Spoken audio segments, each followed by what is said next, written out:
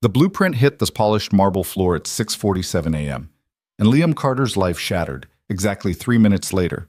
He shouldn't have touched it, shouldn't have looked, shouldn't have opened his mouth when he saw the structural miscalculation that would eventually collapse an entire wing. But muscle memory doesn't ask permission. 15 years of training don't just disappear because you're holding a mop instead of a drafting pen. What the hell do you think you're doing? Ava Sinclair's voice cut through the empty lobby like broken glass, and Liam knew, even before he turned around, that he'd just made a mistake that would cost him everything. If you want to see how Liam fights his way back from rock bottom, stay with me until the end. Hit that like button and drop a comment with your city so I can see how far this story travels. The thing about being invisible is that people forget you have a past. Liam had been working the night shift at Meridian Design Group for 8 months, and in all that time, maybe 5 people had bothered learning his name. He preferred it that way. Invisibility meant safety. It meant no questions about why a 32-year-old man with steady hands and an engineering degree was pushing a cleaning cart through one of Chicago's most prestigious architecture firms at 4 in the morning. It meant his daughter stayed fed, kept a roof over her head, got to go to a school where the other kids didn't notice her clothes came from Goodwill. The downtown skyline glittered through the floor-to-ceiling windows of the 43rd floor as Liam worked his way through the senior design wing. His routine never changed. Trash bins first, then surfaces, then floors. Methodical, efficient. The kind of discipline that had once made him one of the brightest students in his graduating class at MIT. That felt like someone else's life now. "Dad?" The voice crackled through his phone, and Liam smiled despite the ache in his lower back. He wedged the phone between his shoulder and ear, continuing to wipe down the conference table. "You're supposed to be asleep, Emma." "I had a bad dream." His daughter's voice was small, 7 years old and trying so hard to be brave. "About Mom again." Liam stopped moving, set down the cleaning spray. "What kind of dream?" "The car one, where she doesn't come home." He closed his eyes. 3 years, and it still ambushed them both when they least expected it. "That was just a dream, sweetheart. I'm coming home in 2 hours, okay? Mrs. Chen's right downstairs if you need anything." "I know." A pause. "Dad, are you cleaning toilets again?" "Office spaces tonight. Very fancy toilets, though. Marble everything." That got a small giggle. "You're weird." "Go back to sleep. Love you." "Love you too." The line went dead, and Liam stood there for a moment, phone still pressed to his ear, staring at nothing. The city stretched out before him, full of people sleeping in beds they owned, in apartments they didn't share with 3 other families, worrying about problems that didn't include whether the electricity would get shut off next month. He pocketed the phone and got back to work. The senior partner's offices occupied the northeast corner, glass-walled spaces that screamed money and power. Liam had learned early on not to look too closely at the work spread across their desks. Not his business, not his world anymore. But habits die hard. He was emptying the trash in Marcus Webb's office when he saw it. A full-scale blueprint spread across the drafting table, weighted down at the corners with coffee mugs. The new development project everyone had been buzzing about for months. Riverside Commons, 60-story mixed-use tower, $300 million contract. Liam told himself to look away. His eyes traced the elevation drawings instead. It was beautiful work, honestly. Clean lines, innovative use of space, the kind of ambitious design that won awards. Whoever had led this had talent, real talent, and they'd made a catastrophic mistake. His brain caught it before he could stop himself. The load-bearing calculations on the northwest corner didn't account for wind shear at that height. The numbers were off. Not by much. Just enough to matter in year 5, maybe year 7, when metal fatigue started to compound and the whole structure began to shift incrementally, stressing the joints, creating microfractures in the... "Stop!" Liam jerked back from the table like it had burned him. This wasn't his job. Wasn't his life. He was the janitor. He cleaned up other people's messes. He didn't solve them. He grabbed his cart and headed for the door. The blueprint slipped off the table as he passed, caught in the draft from the ventilation system. It hit the floor with a soft whisper of paper against marble. Liam hesitated. Left it there. Made it 3 steps into the hallway before his feet stopped moving. Emma's face flashed through his mind. Not as she was now, but as she'd been the day after the funeral, when she'd asked him in that tiny broken voice if they were going to be okay, And he'd promised her they would be, promised her he'd take care of everything. Buildings didn't collapse because of good intentions. They collapsed because someone saw a problem and walked away. Liam went back, picked up the blueprint, smoothed it out on the table, checking the corners to make sure nothing had torn. That's when he heard the footsteps. Quick, purposeful, expensive heels on marble. He looked up just as Ava Sinclair rounded the corner. She was young, maybe 26, 27, with sharp features and sharper eyes, wearing a charcoal suit that probably cost more than Liam made in 2 months. He'd seen her around before, always moving fast, always talking on her phone, one of those rising stars who treated the office like a battlefield she was determined to conquer. She stopped cold when she saw him. "What are you doing?" Liam straightened, still holding the blueprint. "It fell. I was just—" "That's a confidential design document." Her voice had edges that could draw blood. "You're not authorized to touch that." "I know. It slipped off the table and I— Were you looking at it?" The question hung in the air between them, and Liam realized with sinking certainty that the truth would sound worse than a lie. "I was putting it back." Ava's eyes narrowed. She crossed the distance between them in 4 strides, heels clicking like a countdown. "Do you have any idea what kind of liability you just created? That's proprietary information for a $300 million project." "I understand that. I wasn't trying to—" "What's your name?" "Liam Carter." "Well, Liam Carter, you're done here." She pulled out her phone, fingers already moving. "I'm calling security." Something cold settled in Liam's chest. "That's not necessary. I didn't steal anything. I didn't photograph anything. I was doing my job." "Your job is to clean, not to snoop through confidential documents." She didn't even look at him, already typing out a message. "This is a serious breach of protocol." I picked up a piece of paper that fell on the floor. "A piece of paper you had no business touching in the first place." Now she did look at him, and her expression was pure contempt. "Do you know how many people would kill to see this design before the client presentation? How much corporate espionage happens in this industry?" "I'm not a corporate spy. I'm a janitor." "Exactly. So stay in your lane." The words landed like a slap, and Liam felt something inside him go very still. He'd spent 3 years swallowing his pride, keeping his head down, accepting that this was his life now. But there was a difference between humility and humiliation. "There's a structural problem," he said quietly. Ava's finger hovered over her phone screen. "What?" "In the design, the load calculations on the northwest corner, they don't account for cumulative wind shear stress at that elevation. It'll hold for a few years, but eventually—" "Are you seriously trying to tell me how to do my job right now?" She laughed, but there was no humor in it. "You're a janitor criticizing a design that was approved by 3 senior partners and 2 structural engineers. I'm just saying, you're just trying to save your own ass by pretending you were being helpful instead of intrusive." She finished typing and looked up at him with cold finality. "Security will be here in 3 minutes. I want you to put down that blueprint, step away from the table, and wait in the hallway." Liam set the blueprint down carefully, smoothing the edges one last time. His hands were steady even though his heart was pounding. "You should have someone check the calculations, just to be sure. Get out." He picked up his cleaning cart and walked toward the door, each step feeling like a small death. Behind him, he could hear Ava already on the phone, her voice clipped and professional as she reported the security incident. The elevator ride down felt longer than it should have. The security guard who met him in the lobby was apologetic but firm. "Company policy, nothing personal, just need to collect your badge and escort you out." Liam handed over the ID that had led him into the building for the past 8 months, signed the termination paperwork without reading it, walked out into the Chicago dawn with nothing but his phone and his jacket and the crushing knowledge that he'd just lost the only job standing between his daughter and complete financial collapse. The train ride home took 40 minutes. Liam spent all of them staring at his reflection in the dark window, watching the city wake up around him, trying to figure out how he was going to explain this to Emma, how he was going to pay rent, how he was going to buy groceries, how he was going to keep the promise he'd made at Sarah's grave, that he would take care of their daughter, no matter what. By the time he climbed the 4 flights to their apartment, the sun was fully up, and Mrs. Chen was already knocking on his door with Emma in tow, dressed for school. "Morning, Mr. Carter." The elderly woman smiled warmly. "She's been an angel, as always."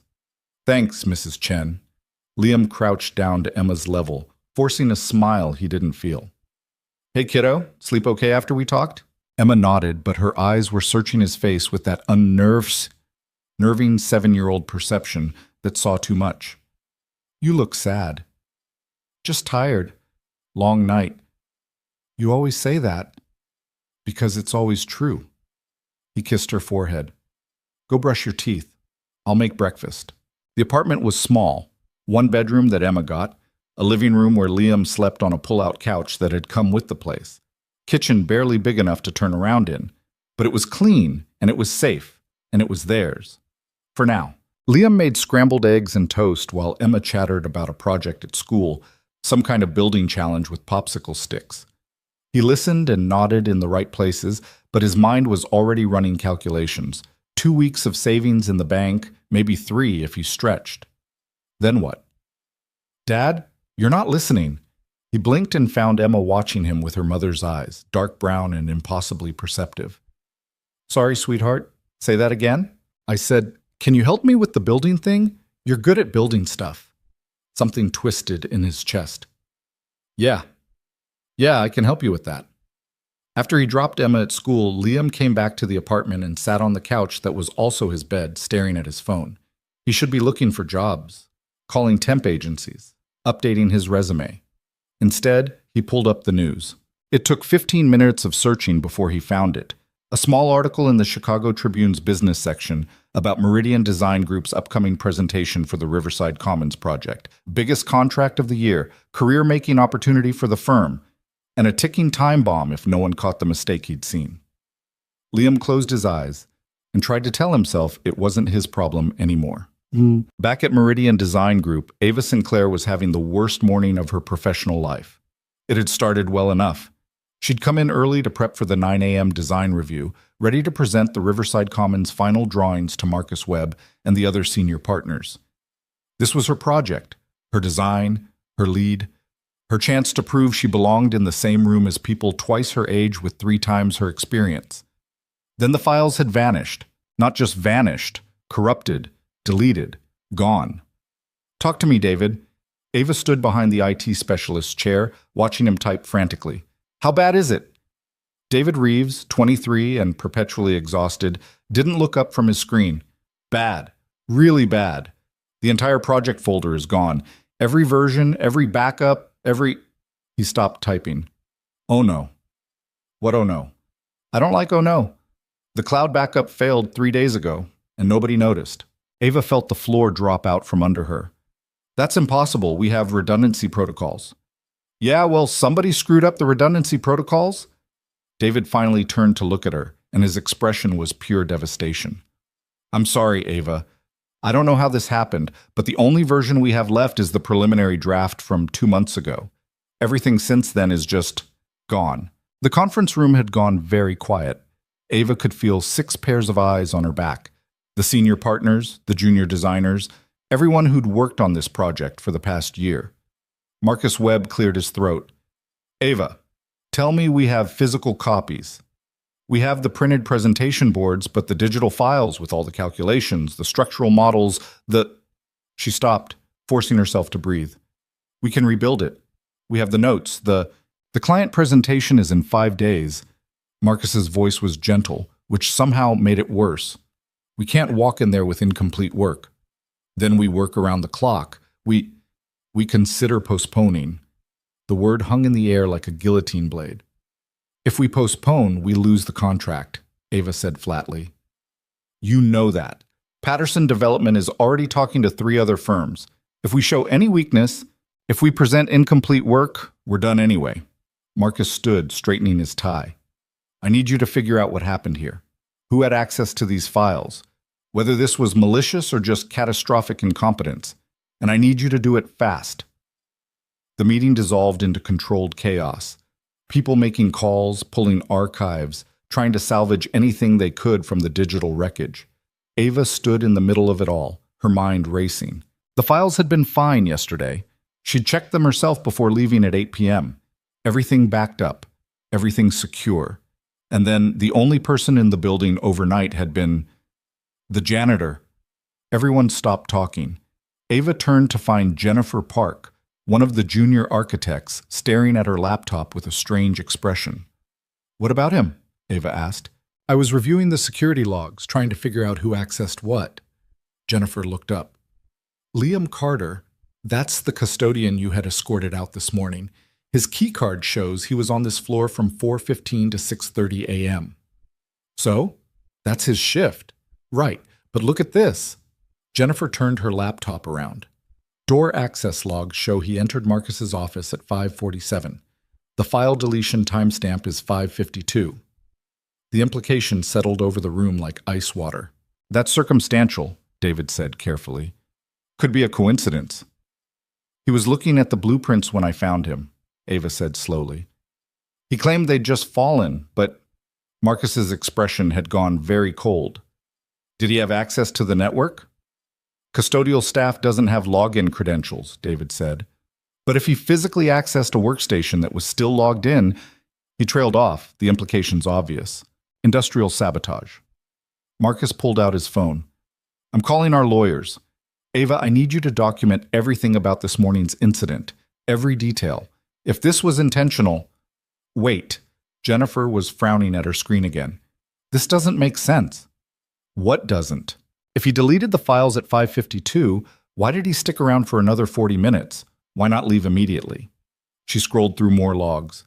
"And look, his keycard shows normal movement patterns. Break room at 6:05, probably for cleaning. Supply closet at 6:18. He wasn't acting like someone who just committed corporate sabotage." "Unless he's just that good at covering his tracks," Ava said. But even as she spoke, something nagged at her. The look on Liam Carter's face when she'd confronted him.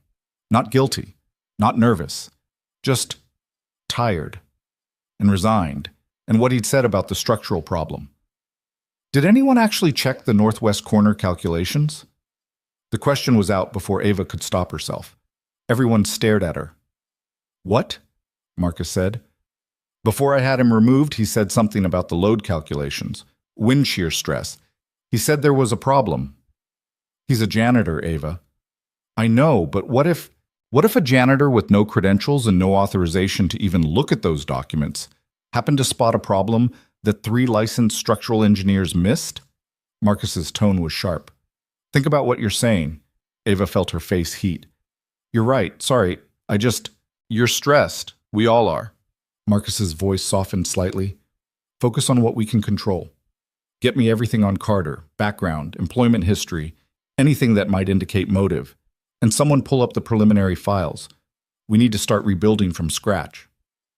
The room scattered into motion again, but Ava stood frozen, that nagging feeling growing stronger. She'd seen Liam Carter around for months. Quiet. Kept to himself.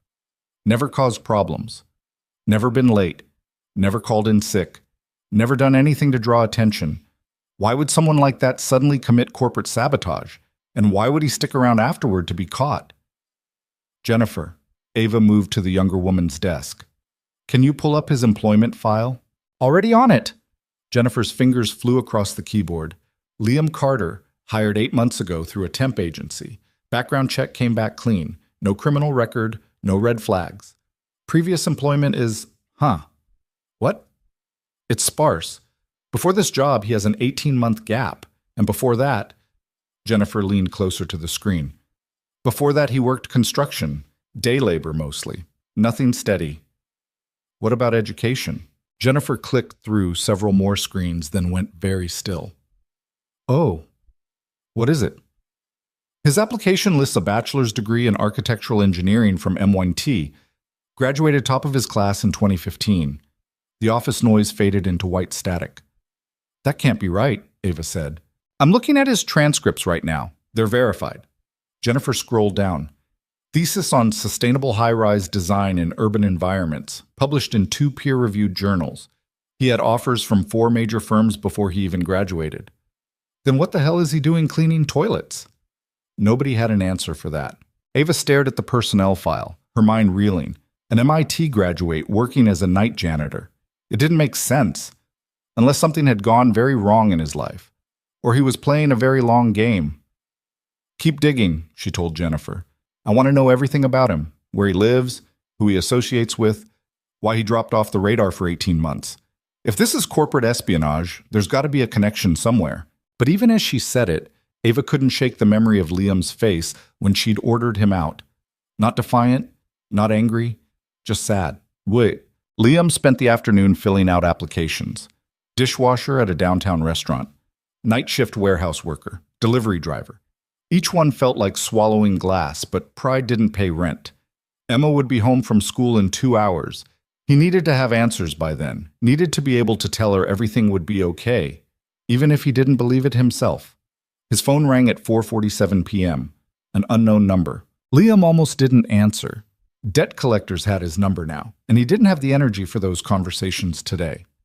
But something made him pick up. Liam Carter? The voice was crisp, professional, vaguely familiar. It took him a second to place it. This is Jennifer Park. I'm a junior architect at Meridian Design Group. We need to talk. Liam's stomach dropped. I already turned in my badge. I don't have anything else. I'm not calling about that. I'm calling because I need to know something. A pause. The structural concern you mentioned this morning, the wind shear calculations. Were you serious? Liam stood up from the couch, his heart suddenly pounding. Why? Because our entire project file got corrupted last night, and we're trying to rebuild from scratch, and I'm looking at the preliminary calculations right now, and I think... She stopped. I think you might have been right. The world tilted slightly on its axis. What do you mean corrupted? Deleted. Gone. Every version from the past 2 months. We're back to square one, and the client presentation is in 5 days. And if there's a structural problem we missed, we need to know about it now. Liam closed his eyes, saw the blueprint in his mind, clear as a photograph. The wind load analysis uses static values, but at that height, in that location, you're getting oscillating pressure from Lake Michigan. The building will flex, not much, maybe 2 inches at the peak, but over time, that creates stress fractures in the connection points. The northwest corner takes the worst of it because of the way the structure steps back. It'll hold for 5, maybe 7 years. Then you'll start seeing problems. Silence on the other end of the line. How do you know all this? Jennifer's voice was quiet now, careful. I used to do this for a living. Ava Sinclair had you fired this morning for corporate espionage. I know. The file corruption happened at the exact time you were in that office. I know that too. So why the hell are you helping me right now? Liam looked around his tiny apartment, at the popsicle stick project materials spread across the kitchen table, at Emma's backpack hanging by the door, at the framed photo of Sarah on the bookshelf, frozen forever at 28. Because buildings don't care about office politics, he said quietly. And people are going to live in that tower, work in it, raise their families in it. If it fails because someone saw a problem and stayed quiet, that's on them. Another long silence. Meet me at the corner coffee shop on Wabash in 1 hour, Jennifer said finally. Don't tell anyone you're coming. The line went dead. Liam stood there, phone still pressed to his ear, trying to decide if this was a trap or a lifeline. His phone buzzed with a text. Emma's at Mrs. Chen's. Going to be late picking her up. Pizza money on the counter. Except he hadn't sent that message. He called Mrs. Chen. She picked up on the second ring, sounding confused. Mr. Carter? Is everything all right? I got your text about watching Emma longer tonight. I didn't send you a text. A pause. But it came from your number. Ice flooded Liam's veins. Is Emma there? Is she safe? She's fine. She's right here. We're making cookies. I just thought, keep her there. Don't let her leave with anyone but me. I'll be there as soon as I can. He hung up and stared at his phone, mind racing. Someone had accessed his messages, spoofed his number, arranged for Emma to be somewhere he wasn't expecting. This wasn't about a job anymore. This was something bigger. Liam grabbed his jacket and headed for the door, every instinct screaming that he was walking into something dangerous. But if someone was threatening his daughter, even indirectly, then dangerous was exactly where he needed to be. The coffee shop was 15 minutes away by train. Liam made it in 12, moving fast through the early evening crowds, checking over his shoulder every 30 seconds. Jennifer Park was already there, sitting in a back corner booth with her laptop open and 3 empty coffee cups in front of her. She looked exhausted. You came, she said, as Liam slid into the seat across from her. Someone spoofed my phone and sent messages to my neighbor, So I'm guessing this isn't just about calculations. Jennifer's eyes widened. When? 20 minutes ago, right after you called. That's not me. I swear to God, I'm just trying to figure out what happened to our files. She turned her laptop around. Look, this is the security footage from last night. The screen showed a grainy black and white view of the senior partner's office. Timestamp, 5:47 a.m. Liam watched himself enter the frame, pushing his cleaning cart. Saw himself empty the trash, wipe down surfaces. Saw the blueprint slip off the table. Saw himself pick it up. And then the camera feed cut to static. That's a 60-second gap, Jennifer said. Just long enough for someone to delete the files and cover their tracks. And conveniently, it happens while you're in the room. I didn't delete anything. I don't even know the network passwords. I believe you. Jennifer pulled up another window. Because I found this. The screen showed lines of code, access logs, digital timestamps, user credentials.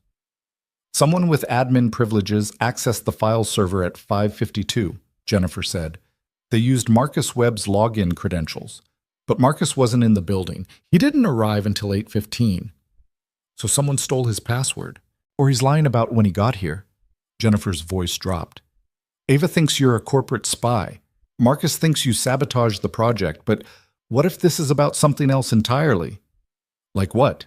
Like someone at Meridian wanted this project to fail. Jennifer pulled up a third document, financial records, emails, corporate filings. I've been digging all day. Meridian is hemorrhaging money. 3 failed projects in 2 years. If we lose the Riverside Commons contract, we're done. Bankruptcy, liquidation. Then why would someone sabotage it? Insurance, litigation, I don't know. Jennifer looked up at him. But you're the perfect fall guy. No connections, no credibility. A janitor with a mysterious past.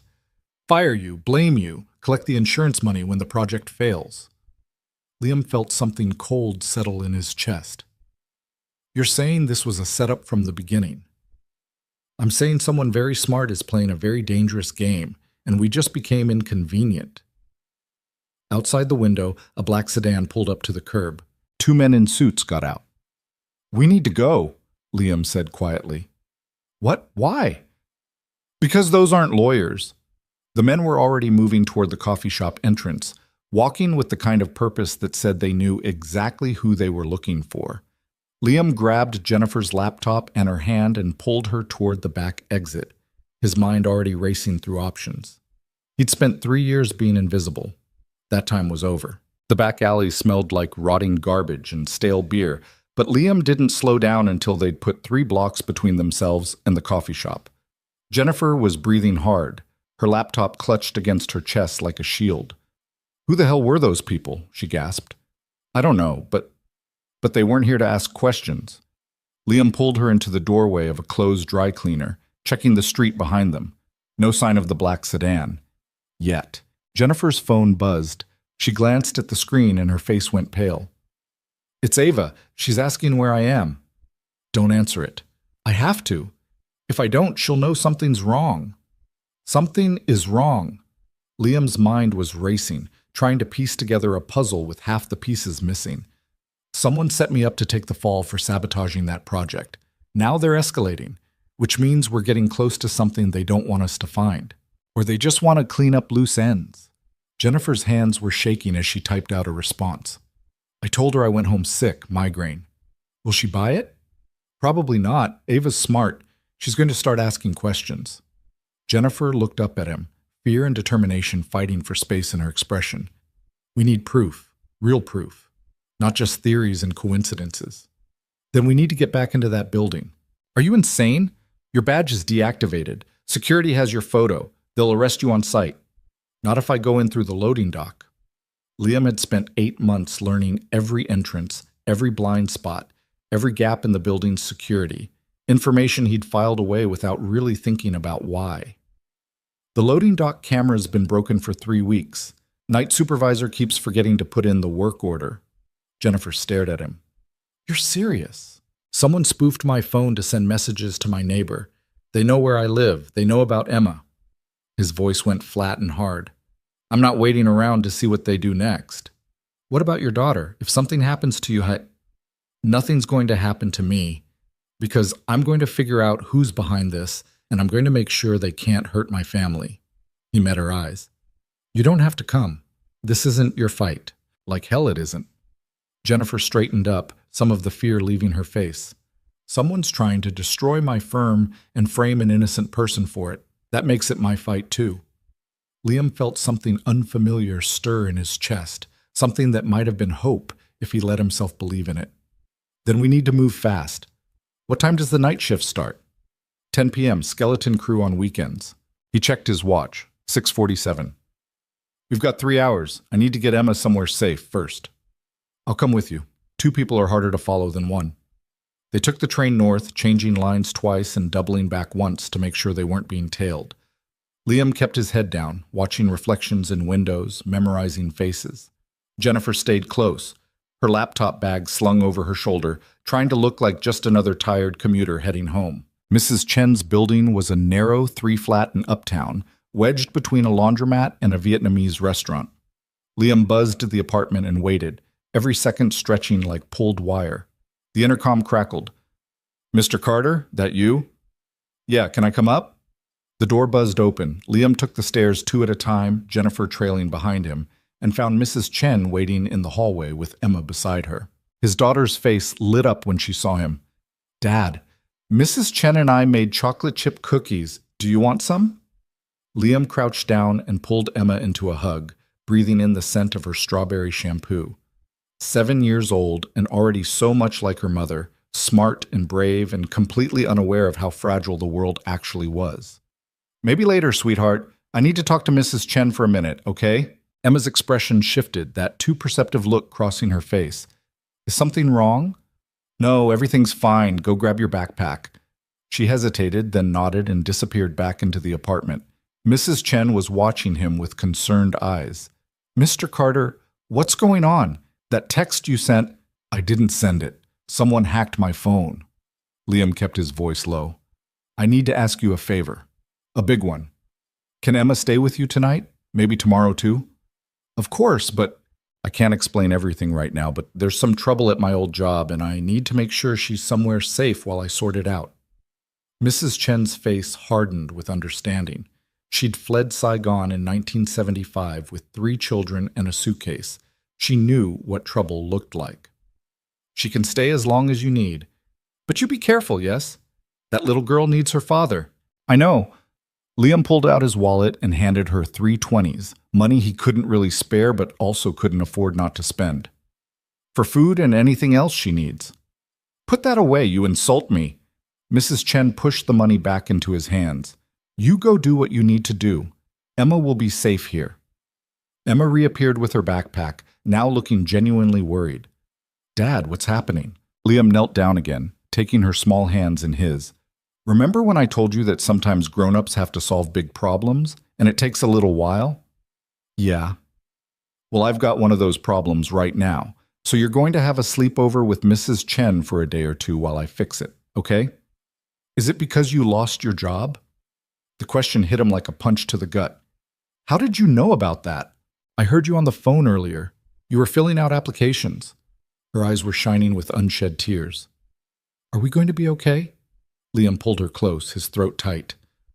Yes, I promise. We're going to be okay. It was the same promise he'd made at Sarah's funeral, the same promise he'd been breaking in small ways every day since. But this time, he was going to make it true. Emma hugged him hard, her small arms fierce around his neck. I love you, Dad. I love you too, sweetheart. Be good for Mrs. Chen. He stood up before he could change his mind, nodded his thanks to the elderly woman, and headed back down the stairs with Jennifer. They didn't speak until they were back on the street. She's beautiful, Jennifer said quietly. Looks just like you. She looks like her mother. Liam's voice was rough. Sarah died 3 years ago. Car accident. Drunk driver ran a red light. I'm sorry. Yeah, me too. He started walking, hands shoved in his pockets. That's why I was working at Meridian. The settlement money ran out after 18 months, and my old firm didn't want me back. Said I was unreliable, couldn't focus, missed too many deadlines while I was trying to figure out how to be a single parent. He laughed, but there was no humor in it. Turns out, MIT graduate, doesn't mean much when you've got a gap in your resume and a 7-year-old who needs to eat. Jennifer was quiet for a moment. For what it's worth, I think you're doing a damn good job. Tell that to my landlord when I can't make rent next month. They grabbed burgers from a corner diner. Cheap, greasy, perfect, and ate standing up while Jennifer pulled up files on her laptop, using the diner's Wi-Fi to access Meridian's servers remotely. I still have my credentials, she said, fingers flying across the keyboard. They haven't locked me out yet. If I can access the backup logs, maybe I can trace who actually deleted those files. Won't they see you logging in? Not if I route through a VPN and mask my IP address.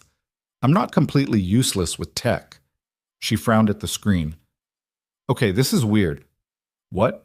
The file deletion wasn't just a simple delete command. Someone wrote a custom script to wipe the data and overwrite it multiple times. That's not amateur hour. That's someone who knows exactly what they're doing. Liam leaned over her shoulder, studying the lines of code. Can you trace who ran the script? The user ID shows Marcus Webb's credentials, but Jennifer clicked through several more screens. The script was uploaded to the server 3 days before it executed, and the upload timestamp shows it came from an external IP address, meaning someone outside the building, or someone inside using a burner connection to cover their tracks.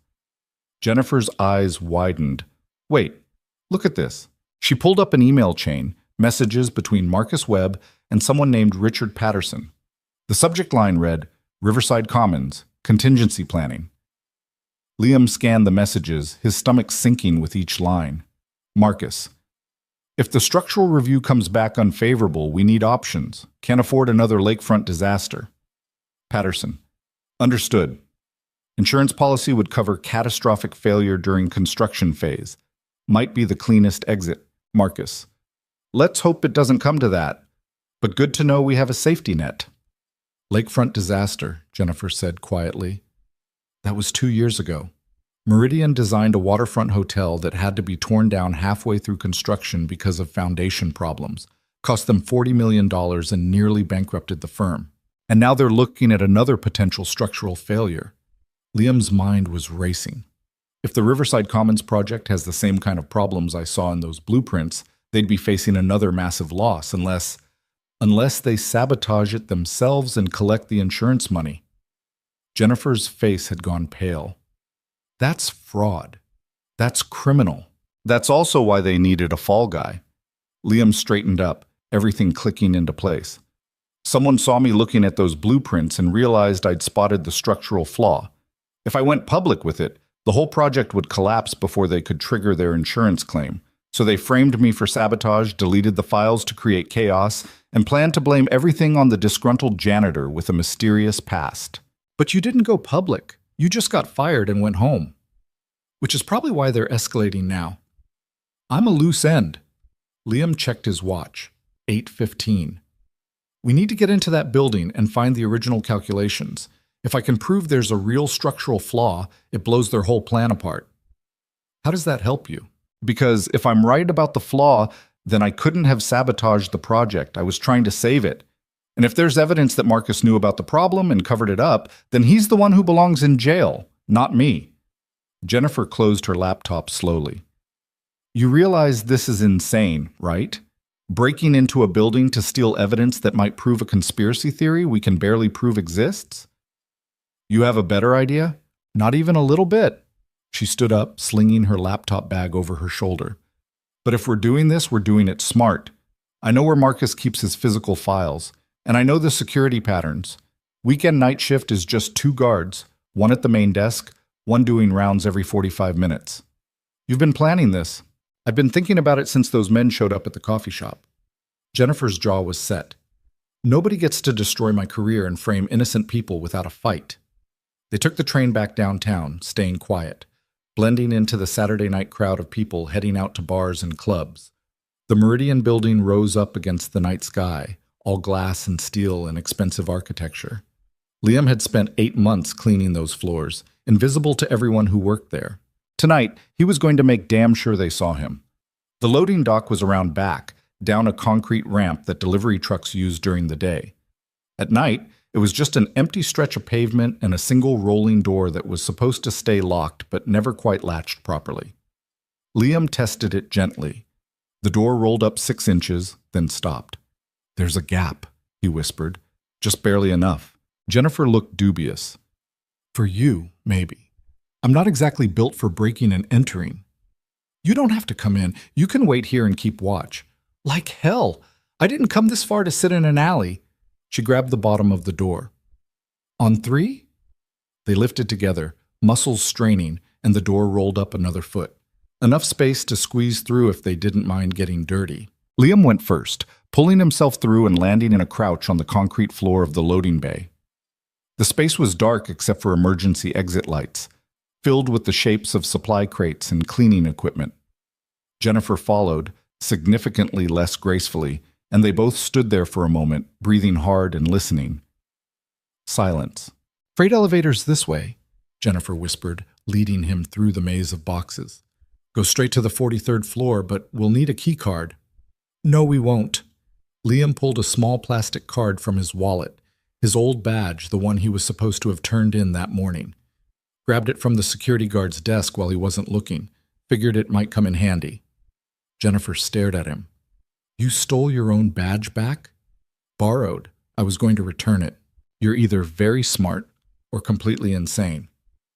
"Can it be both?"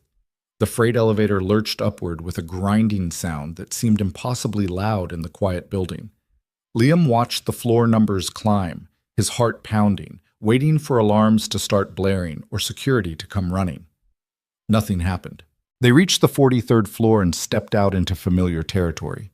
The senior design wing, all dark except for safety lighting.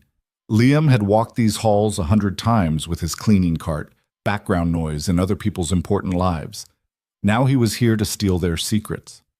Marcus Webb's office was at the far end, glass walls looking out over the city. Jennifer moved toward it with purpose, her earlier nervousness replaced by focused determination. "Filing cabinets are behind his desk," she said. "He keeps hard copies of everything important. Old-school paranoia about digital security. Ironic, considering someone just wiped his entire project folder. Yeah, well, maybe he had good reason to be paranoid." Jennifer tried the office door, locked. "Damn." Liam pulled a paperclip from his pocket, straightened it, and went to work on the lock. It took him 45 seconds, longer than he would have liked, but good enough. The door swung open. "Where did you learn to pick locks?" Jennifer asked. MIT had a very active extracurricular scene. Liam moved to the filing cabinets, testing each drawer, all locked. "You wouldn't happen to know where he keeps the keys?" "Top desk drawer. He thinks he's being clever hiding them in plain sight." She was right. Liam found a small ring of keys tucked under a stack of business cards and started trying them in the cabinet locks. The third key clicked home. Inside were rows of hanging folders meticulously labeled.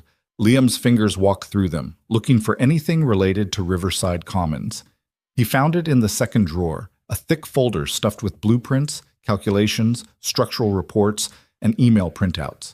"Got it," he whispered. That's when the lights came on. Liam spun around, his heart stopping. Ava Sinclair stood in the doorway, one hand on the light switch, her expression unreadable. "I had a feeling you'd come back," she said quietly. "Jennifer, I'm disappointed. I expected better from you." Jennifer's face was white. "Ava, I can explain. You broke into a senior partner's office. That's a felony." Ava's eyes shifted to Liam. "And you? I had you escorted out 12 hours ago. Now you're committing corporate espionage for real." Liam straightened up slowly, the folder still in his hands. "It's not espionage if I'm trying to save lives." "Save lives?" Ava's laugh was bitter. "You deleted our project files and now you're stealing physical documents. That's not heroism. That's sabotage." "I didn't delete anything, but I know who did." Liam held up the folder. "And I can prove it. If you'll listen." "Why should I listen to anything you say?" "Because you're smart enough to know that something about this whole situation doesn't add up." Liam took a step forward. "You found me looking at blueprints that had fallen on the floor. I told you there was a structural problem. You had me fired. Then the files mysteriously disappeared, and suddenly I'm the prime suspect. Doesn't that seem a little too convenient?" Ava's expression flickered, just for a second. "You had means and opportunity. I also had no motive. What was I going to do? Sell architectural secrets to a competitor? I'm a janitor, Ava. I push a mop for $8 an hour. This isn't Ocean's 11. Then why did you come back? Because someone's setting me up to take the fall for insurance fraud, and I'm not going to let them destroy my life so they can collect a check. He opened the folder, pulling out the structural calculations. Look at this. Really look at it. The wind load analysis on the northwest corner. Ava didn't move. I'm not going to stand here and, you're an architect, right? You understand structural engineering? Liam spread the papers across Marcus's desk. Then tell me what's wrong with these numbers. For a long moment, Ava just stared at him. Then slowly she moved closer. Her eyes scanned the calculations, and Liam saw the exact moment she spotted it. Her expression shifting from skepticism to confusion to dawning horror. The oscillating wind pressure, she said quietly. It's not factored in. Because whoever ran these calculations used static load values, which work fine for most buildings, but not at this height, not in this location. Liam pointed to the connection specifications. The joints will flex. Not much. Maybe an inch or two at peak stress. But over years, that movement creates microfractures. The northwest corner takes the worst of it because of the setback design. 5 years, maybe 7, and you'll start seeing structural failure.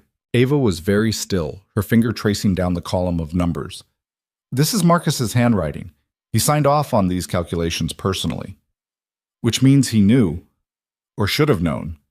Liam pulled out another document, the email chain Jennifer had found.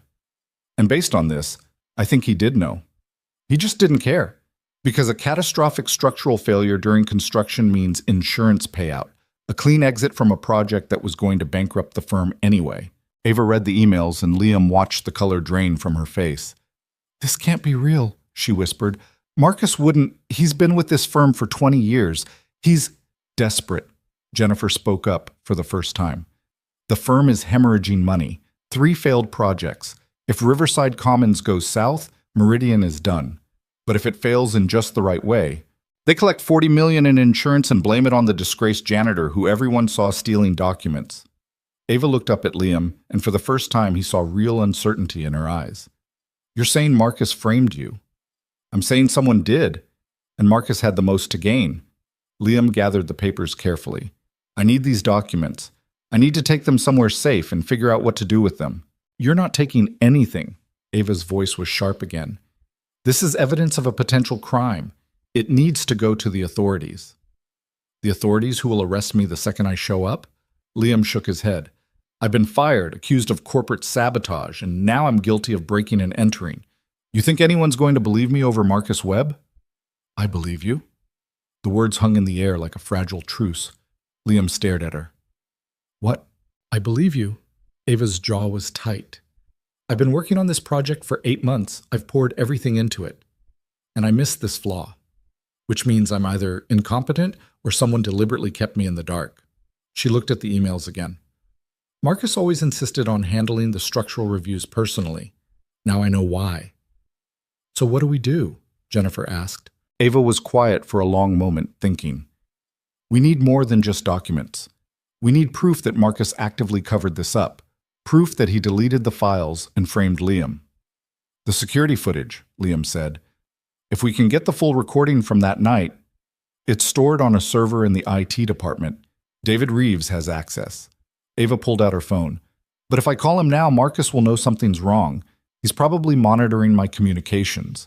Then we go get it ourselves. Liam checked his watch. 9:47. Security guard does rounds on the hour. We've got 13 minutes. Ava looked at him like he was insane. You want to break into the IT department? I want to clear my name and stop a criminal conspiracy. Breaking into IT is just a step along the way. This is completely... Ava stopped herself. You know what? Fine. But if we're doing this, we're doing it my way. I know the building security better than you do. You're helping us? Jennifer sounded shocked. I'm helping myself. If Marcus is guilty, then my entire career is tied to a fraudulent project. I need to know the truth. Ava straightened her shoulders, that sharp executive edge sliding back into place. And if Liam's right, then I owe him an apology. A big one. Liam felt something ease in his chest, Not quite trust, but close enough for now. IT department. Where? 45th floor, 2 floors up. Ava moved toward the door. All business now. Jennifer, you're going to need your laptop. Can you access the security server remotely if we can get you a hardline connection? Probably. Depends on their firewall setup. Then let's find out. Ava glanced back at Liam. And for the record, I'm still furious at you for breaking into this building. Noted. They took the stairs instead of the elevator. Quieter, less traceable. Liam led the way, moving fast and silent, years of night shifts having taught him exactly how sound carried in these concrete stairwells. The IT department was a maze of server racks and workstations, humming with the white noise of cooling fans and processing power. Jennifer headed straight for the nearest terminal, fingers already flying across the keyboard. I'm in, she said after 30 seconds. Local access bypasses most of the security protocols. Give me 5 minutes. Ava stood guard at the door, watching the hallway. Liam stayed close to Jennifer, watching her work. There, Jennifer said finally. Security footage from yesterday morning. Full archive. She plugged in a thumb drive. Downloading now. The progress bar crawled across the screen. 60%, 70%. Footsteps echoed in the hallway outside. Ava's head snapped around. Someone's coming. How close? Liam asked. Close. 30 seconds, maybe less. Can you speed this up? Liam leaned over Jennifer's shoulder. Not without corrupting the file. We're at 85%. The footsteps were getting louder. Closer. 90%. Jennifer, Ava hissed. 95. The door started to open. 100%. Jennifer yanked the thumb drive out and stuffed it in her pocket just as the overhead lights blazed to life. David Reeves stood in the doorway, backlit and confused.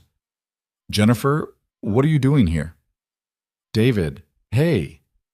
Jennifer's smile was strained. Just, grabbing some files I forgot earlier. At 10 o'clock on a Saturday night? David's eyes moved from Jennifer to Ava to Liam, and his confusion shifted to alarm. What's going on? That's the janitor, the one who got fired. It's complicated, Ava said. It looks like breaking and entering. David pulled out his phone. I need to call security. Wait. Liam held up his hands. Just wait, 5 minutes. That's all I'm asking. Let us explain what's happening, and then you can decide whether to make that call. David hesitated, finger hovering over his screen. Start talking. So they did. Liam laid it out. The structural flaw, the deleted files, the emails about insurance fraud. Jennifer showed him the code traces and the security gaps. Ava explained how the pieces fit together into a pattern that pointed straight at Marcus Webb. David listened, his expression shifting from skeptical to uncertain to genuinely worried. If this is true, he said slowly, then Marcus has access to everything. Email, phone records, security feeds. He could be monitoring all of us right now. Which is why we need to move fast, Liam said. Get this evidence somewhere safe before he knows we have it. Evidence of what exactly? David's voice was careful. All you have is speculation and circumstantial connections. We have the security footage, Jennifer said. If it shows what I think it shows, then you've got proof Marcus wasn't in the building when the files were deleted from his account, which means someone else used his credentials, which means... David trailed off, thinking. That's not enough for criminal charges, but it's enough to start an investigation. Can you help us? Ava asked quietly. David looked at her for a long moment. You're putting me in an impossible position. I know. And I'm sorry. But if we're right about this, people could die. Liam's voice was flat. That building is going to collapse. Maybe not this year, maybe not next year, but eventually. And when it does, it's going to kill people. Unless someone stops it. The silence stretched out, broken only by the hum of server fans. Finally, David sighed. What do you need from me? David pulled up a chair and cracked his knuckles, the gesture of someone about to do something he knew he'd regret. If I'm reading this right, we need 3 things. Proof that Marcus deleted those files, proof he knew about the structural flaw, and proof he planned to let the project fail for insurance money. The security footage shows he wasn't here when the deletion happened, Jennifer said, pulling out the thumb drive. That's 1. The emails and his handwritten sign-off on faulty calculations cover number 2. Ava added, her voice tight with controlled anger. He knew. He had to know. But the insurance angle, that's harder. David's fingers were already moving across his keyboard, pulling up screens faster than Liam could follow. We'd need communication with the insurance company, policy details, something that proves intent. Marcus keeps everything, Ava said. Every email, every phone call log. He's obsessive about documentation. Then it's in the system somewhere. David's face was lit blue by the monitor glow. Question is whether I can find it before someone notices what I'm doing. How long do we have? Liam asked. Security does a full server check every morning at 6. That's 7 hours from now. If I'm careful and don't trigger any alerts, we should be fine until then. David pulled up another window. But if Marcus is monitoring activity like I think he is, he'll see the access logs eventually. We get one shot at this. Then make it count. Ava moved closer, watching over his shoulder. What can I do? Keep watch. If anyone comes, we need at least 2 minutes warning to cover our tracks. David's expression was grim, and pray Marcus is actually home sleeping instead of sitting in his study watching server activity. They fell into tense silence, broken only by the clicking of David's keyboard and the ambient hum of electronics. Liam found himself pacing the narrow aisle between server racks, his mind racing through contingencies and failure points. Jennifer had her laptop out, cross-referencing the security footage with timestamps from the file deletion. Ava stood at the door, checking her phone every 30 seconds. Got something, David said after 20 minutes. Marcus's email archive. He's got a folder labeled RC Insurance buried 3 directories deep. RC, that's Riverside Commons. What's in it? Ava asked. David clicked through, his face growing paler with each message. Communication with Great Lakes Indemnity, policy revision requests, coverage amendments. He stopped scrolling. Oh, hell. What? He increased the catastrophic failure coverage 2 months ago, bumped it from 40 million to 75 million. David looked up at them. That's not standard procedure. You don't just triple your insurance coverage unless you're expecting to use it. Liam felt cold certainty settle in his gut. When did he increase it? February 14th, 3 weeks before I spotted the structural flaw. Liam's hands clenched into fists. He knew the building was compromised, probably knew for months. He just needed time to set up the insurance claim and find someone to blame when it all came apart. There's more. Jennifer's voice was shaking slightly. She turned her laptop around, showing the security footage. Look at this, timestamp 5:43 a.m. yesterday. The screen showed the senior design wing, empty and dark. Then a figure appeared, Marcus Webb, wearing the same clothes he'd supposedly arrived in 3 hours later, moving quickly toward his office. He was here, Ava breathed. He lied about when he came in. Keep watching, Jennifer said. On screen, Marcus entered his office and went straight to his computer. His fingers moved across the keyboard with practiced speed. 4 minutes later, he stood up, checked the hallway, and left the same way he'd come. Timestamp 5:52, Jennifer said quietly, exactly when the files were deleted. But the door logs don't show him entering the building, David said, confusion crossing his face. I checked those earlier. They show his first badge swipe at 8:15 because he came in through the executive parking garage. Ava's voice was hard. There's a private entrance on the lower level. Doesn't log to the main security system. It's on a separate network. Only senior partners have access. So he could come and go without anyone knowing. Liam shook his head. He deleted his own project files, waited a few hours, then came back through the front entrance and acted shocked when everything was gone, and pinned it on you. Ava was staring at the frozen image of Marcus on screen, her jaw tight. I helped him. I fired you in front of everyone, made you look guilty. You didn't know. I should have. She turned away from the screen. I'm supposed to be smarter than this. Marcus has been doing this for 20 years, David said, still typing. He's good at manipulation, good at covering his tracks. The only reason we're catching him now is because he got desperate and made mistakes. Is this enough? Jennifer asked. The footage, the emails, the insurance increase? Can we take this to the police? David hesitated. Maybe. Probably. But Marcus has lawyers, expensive ones. He'll claim the footage is doctored. The emails are taken out of context. The insurance increase was just prudent business planning. Then what do we need? Liam asked, frustration bleeding into his voice. A signed confession? We need the client presentation, Ava said suddenly. We need Marcus to stand up in front of Patterson Development and present a design he knows is fatally flawed. That's fraud. That's conspiracy. That crosses the line from suspicious to criminal. The presentation is in 4 days, Jennifer said. Monday morning, 9 a.m. Can we even rebuild the project by then? David asked. Without the deleted files, we don't rebuild it. Ava's eyes were sharp now, calculating. We fix it. Liam spotted the flaw. That means Liam knows how to correct it. We create a revised design that actually works, and we present that instead of Marcus's death trap. Liam stared at her. You want me to redesign a $300 million tower in 4 days? I want you to fix the calculations you already identified as wrong. The rest of the design is solid. It's just the structural engineering on the northwest corner that needs work. Ava was already moving, pulling out her phone. We have the preliminary files. We have the original blueprints. We have you. I'm a janitor. You're an MIT-trained architect who graduated top of his class and published in peer-reviewed journals. Ava's voice cut like a blade. Stop hiding behind a mop and do what you were trained to do. The words hit harder than they should have, breaking through 3 years of carefully constructed defenses. Liam felt something crack open inside him, anger and fear and a desperate clawing need to prove she was right. Even if I could fix the design, Marcus would never let me present it, he said.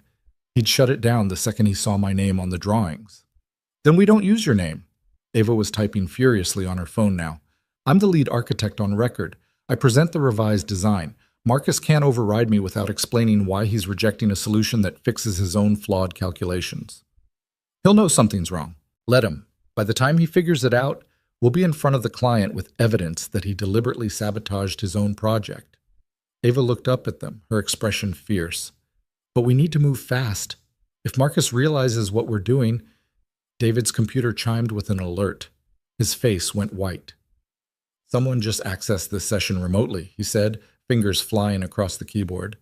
They're trying to see what files I've been pulling. Can you block them? Ava asked. For maybe 60 seconds. After that, the screen flickered. He's overriding my lockout. Whoever this is has admin privileges higher than mine. Marcus, Jennifer breathed, we need to go. Now. Liam grabbed the folder of documents from Marcus's office. David, can you download everything we found? Already on it. David was typing with one hand while ejecting a thumb drive with the other.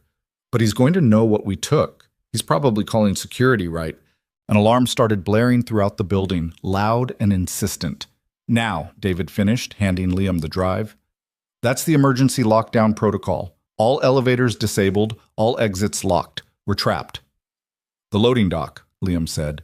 The door doesn't lock properly. If we can get back down there, that's 45 floors, Jennifer said. We'll never make it on foot before security finds us. Then we split up. Ava was already moving toward the door. David, you stay here.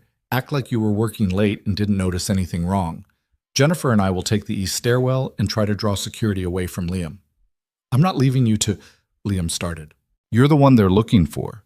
You're the one with the evidence. Ava cut him off. If security catches us, we're employees working late. If they catch you, you're a fired janitor breaking into the building. Get out. Get somewhere safe. We'll find you later. She was right, and Liam hated it. Where? Millennium Park. By the Bean. Tomorrow, noon. Ava's eyes held his. Don't get caught. They scattered, Ava and Jennifer heading east, David closing down his workstation, Liam running for the west stairwell with the documents and thumb drives clutched against his chest. The stairwell echoed with his footsteps and the wailing alarm. Liam took the stairs 3 at a time, his legs burning, his lungs screaming for air. 45th floor, 43rd, 40th. He heard voices below him, security guards, at least 2 of them, coming up fast. 38th floor. Liam yanked open the door and dove into the hallway, pressing himself into a shadowed alcove as footsteps thundered past on the stairs. He waited until the sound faded, then slipped back into the stairwell and kept ascending. 35th floor. 30th, 25th. His phone buzzed. A text from an unknown number. Loading dock compromised. Security waiting. Find another exit. Liam stopped on the landing, breathing hard, trying to think through the adrenaline. Another exit. There had to be another way out. The parking garage. Same entrance Marcus had used to avoid the security logs. Liam changed direction, heading for the sublevel access door on the 15th floor. The parking garage connected to the main building through a maintenance corridor that most people didn't even know existed. He'd only found it himself by accident during his 3rd week on the job. The corridor was narrow and poorly lit, lined with exposed pipes and electrical conduits. Liam moved quickly, counting doors until he found the one marked P2 Access. It was locked. Of course it was locked. Liam pulled out the paperclip that had worked on Marcus's office, but this lock was different. Electronic keypad, not mechanical tumblers. Think. He'd seen maintenance workers use this door dozens of times. They always punched in the same code, their fingers moving in the same pattern. Down, down, right, up, down, right. 26826. Liam tried it. The lock clicked open. The parking garage was cavernous and mostly empty at this hour, lit by harsh fluorescent strips that turned everything gray and flat. Liam stayed close to the walls, moving between concrete pillars, heading for the ramp that led up to street level. That's when he heard it. The low rumble of an engine coming closer. A black sedan pulled into view at the top of the ramp. The same sedan from the coffee shop. Liam ducked behind a pillar, his heart hammering. The car stopped 20 feet away, engine still running. Both front doors opened. The 2 men from earlier stepped out. Not security guards, not police. They wore suits and moved with the kind of casual confidence that came from knowing you were the most dangerous thing in the room. "Carter," one of them called out, "we know you're here. The building's locked down. There's nowhere to go." Liam stayed silent, pressed against cold concrete, his mind racing through options. Fight wasn't one of them. He hadn't thrown a punch since a bar fight in college, and these men clearly knew what they were doing. Flight was looking increasingly impossible, which left talking. "Who are you?" Liam called back. "That's not important," the second man said. "What's important is that you have something that doesn't belong to you. Hand it over, and we'll all walk away from this." The documents and the drives, everything you took from Marcus Webb's office and the IT department. Liam's grip tightened on the folder. "And if I don't? Then this gets unpleasant for everyone involved." The first man took a step forward. "We don't want to hurt you, Carter. We're just doing a job. Make it easy on yourself." "Who hired you, Marcus? Does it matter?" "It does to me." The man smiled, but it didn't reach his eyes. "You've got 10 seconds to come out. After that, we come get you." Liam looked around desperately. The parking garage had one exit, the ramp these men were blocking. No windows, no other doors. Just concrete and pillars, and the sedan sitting there with its engine running. Wait, engine running. Liam pulled out his phone and opened the camera app, turning the flash to maximum brightness. Then he stepped out from behind the pillar, arms raised, the folder held high in one hand. "Okay," he said. "Okay, you win." The men relaxed slightly, moving toward him with that same casual confidence. Liam waited until they were 15 feet away. Then he dropped the folder and threw his phone at the sedan's windshield. The flash was still on, and in the enclosed space of the parking garage, the burst of light reflected off every surface at once. Windshield, windows, chrome, concrete. Both men jerked back, hands flying up to shield their eyes. Liam ran. Not toward the ramp. That was suicide. Toward the far corner of the garage where he remembered seeing an emergency exit sign during one of his cleaning shifts. Behind him, he heard shouting, then footsteps pounding on concrete. The emergency exit door was locked, but there was a fire alarm pull station next to it. Liam grabbed the handle and yanked down. A different alarm joined the building's security siren, this one even louder, designed to wake the dead. The emergency exit's magnetic lock disengaged with a heavy clunk. Liam shoved through into another stairwell, this one older, grimier, probably original to the building's construction 40 years ago. He took the stairs up instead of down, gambling that they'd expect him to head for street level. Up meant roof access. Roof access meant possibilities. He climbed until his legs felt like they'd give out, and then he climbed some more.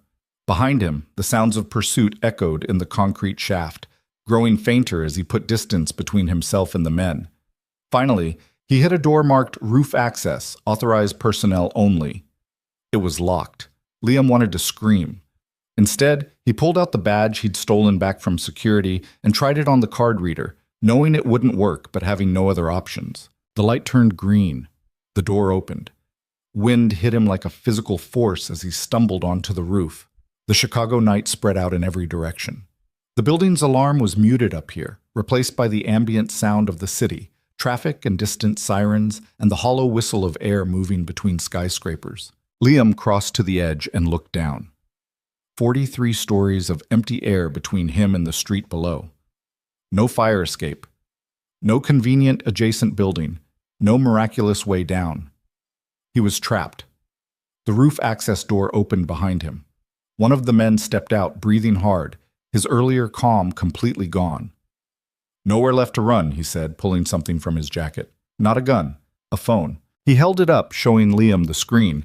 It was a video feed, live footage of Mrs. Chen's apartment building. A camera positioned across the street pointed directly at her front door. "We know about the kid," the man said quietly. "We know where she is. You want her to stay safe? You give us what we came for." Everything inside Liam went very cold and very still. "You touch her." "We don't want to touch anyone. We just want the documents." The man took a step closer. "You're out of moves, Carter. Give us the folder and the drives. Walk away. Your daughter never has to know any of this happened." Liam's hands were shaking. He looked down at the folder he'd fought so hard to protect. Evidence of Marcus's fraud. Proof of the structural flaw. Everything he needed to clear his name and save lives. And on the other side of that equation was Emma. 7 years old and sleeping safely in Mrs. Chen's apartment, completely unaware that her father's choices were about to determine whether she had a future. There was no choice at all. Liam held out the folder. The man smiled and reached for it. That's when the roof access door burst open and Ava Sinclair stepped out, her phone held high and pointed directly at them. "Say that again," she'd said loudly. "The part about threatening his daughter. I want to make sure I got it on video." The man froze, his eyes going wide. "Also recorded," Ava continued, her voice sharp and clear. "Your admission that you're working for Marcus Webb, and the footage from the parking garage where you attempted to assault Liam Carter, and your license plate when you followed us from the coffee shop earlier." "Who the hell are you?" the man demanded. "Ava Sinclair, senior architect at Meridian Design Group, and as of about 15 minutes ago, the person who filed a police report about corporate espionage and witness intimidation." She lowered the phone slightly. "The cops should be here in about 3 minutes. You can wait around for them if you want, but I wouldn't recommend it." The man looked between Ava and Liam, calculating odds. Then he turned and ran back through the door, his footsteps echoing down the stairwell. Liam stood there, still holding the folder, his entire body shaking with adrenaline crash. "How did you—" "Followed you." Ava crossed to where he stood.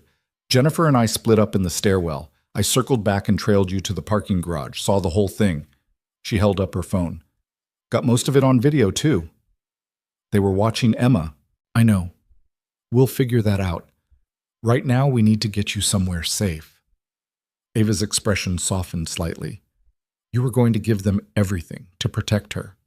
"Of course I was." Liam's voice cracked. "She's my daughter." "I know." Ava reached out and took the folder from his hands. "Which is why we're going to make sure those men never get anywhere near her. Come on, there's a service elevator on the north side that bypasses the main security system. We can get out before the police arrive and start asking questions you're not ready to answer." They made it down and out through a delivery entrance on the building's west side, emerging into an alley that smelled like trash and rain. Ava led him 3 blocks away before finally stopping in the doorway of a closed restaurant. "Are you okay?" she asked. Liam realized he was still shaking. "I don't know, maybe. Ask me tomorrow. Tomorrow you're going to fix a broken building design and save both our careers." Ava pulled out her phone. "Tonight we need to get you and Emma somewhere Marcus can't find you." "Where?" "I have an apartment in Lincoln Park. Guest room's empty. You can both stay there until this is over." She was already texting someone. "Jennifer's going to pick up Emma and Mrs. Chen and bring them over. We'll tell Mrs. Chen it's a gas leak in your building, something believable that doesn't panic her." "Ava, you don't have to—" "Yes, I do." She looked up at him, and in the dim streetlight he could see the guilt written across her face. "I fired you. I humiliated you in front of everyone. I made you the villain without asking a single question. So yeah, I absolutely have to do this. It's the least I can do." Liam wanted to argue, but exhaustion was creeping in around the edges. and Emma needed to be somewhere safe, and he didn't have any better options. "Thank you," he said quietly. "Don't thank me yet. Thank me after we nail Marcus Webb to the wall." Ava's phone buzzed. "Jennifer's got Emma. They'll be at my place in 40 minutes. Come on, we'll grab a cab." The ride to Lincoln Park took 20 minutes through light late-night traffic.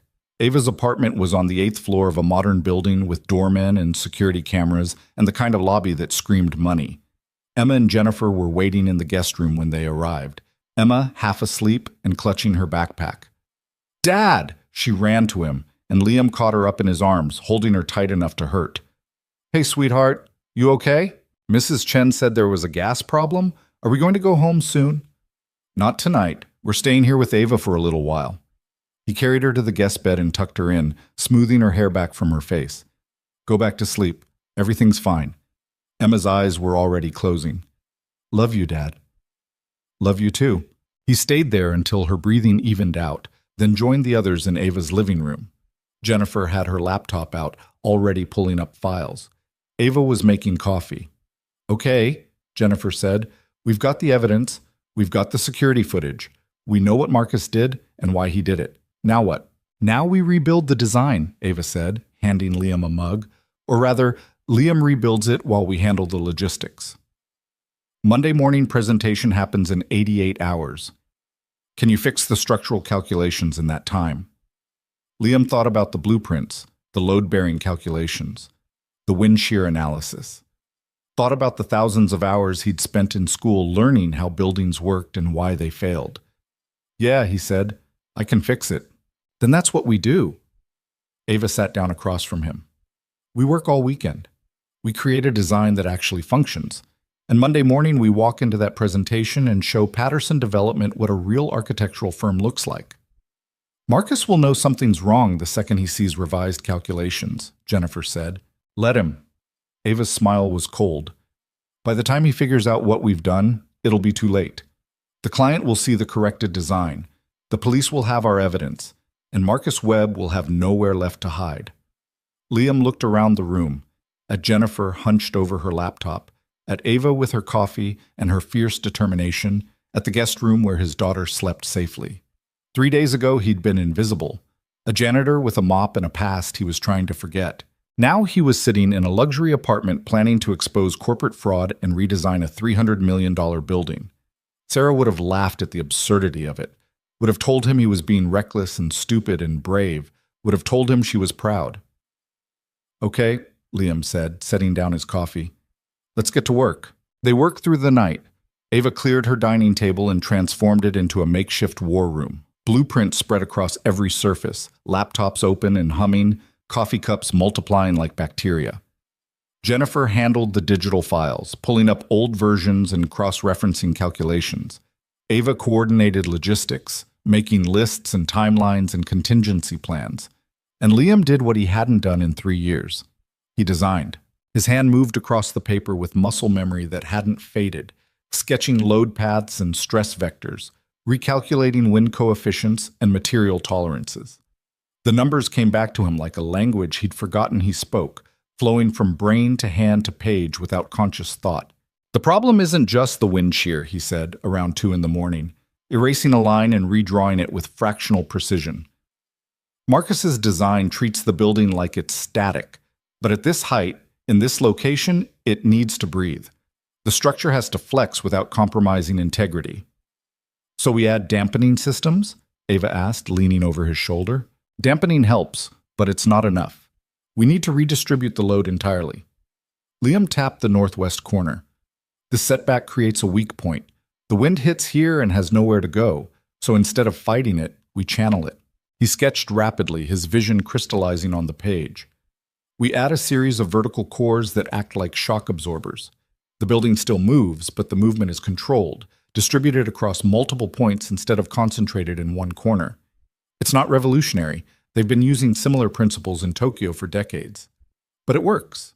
Jennifer looked up from her laptop. "How much will that change the cost?" "Less than you'd think. We're replacing one structural system with another, not adding to it." Liam ran quick calculations in the margin. Maybe a 2% increase in materials, but it saves the entire project from catastrophic failure, So I'd call that a bargain. Marcus is going to hate this, Jennifer said. Good. Ava's voice was ice. Let him hate it. Let him try to explain why he's rejecting a solution that fixes his own mistakes. They worked in focused silence for another hour, Liam sketching and calculating while Ava translated his hand-drawn concepts into digital renderings that would look professional in front of a client. Jennifer compiled evidence files, organizing the security footage and emails into a timeline that told a damning story. Around 3:30, Liam's hand started cramping. He set down his pencil and flexed his fingers, staring at the growing pile of corrected blueprints. I'd forgotten, he said quietly. Forgotten what? Ava asked without looking up from her laptop. How much I missed this. The designing, the problem solving, the way a building becomes real on paper before it's real in the world. He picked up the pencil again, turning it over in his hands. After Sarah died, I told myself I was done with architecture, that I'd failed at the one thing I was supposed to be good at, and there was no point trying anymore. You didn't fail, Ava said. I couldn't hold it together, couldn't meet deadlines, couldn't focus, couldn't be the person my firm needed me to be. They were patient for a while, but eventually they ran out of patience, and I didn't blame them. How do you trust someone to design a building when they can't even design their own life? Jennifer stopped typing. That's not fair to yourself. Maybe not, but it's what I believed. Liam set the pencil down and rubbed his eyes. So I took the first job I could find that didn't require me to think too hard.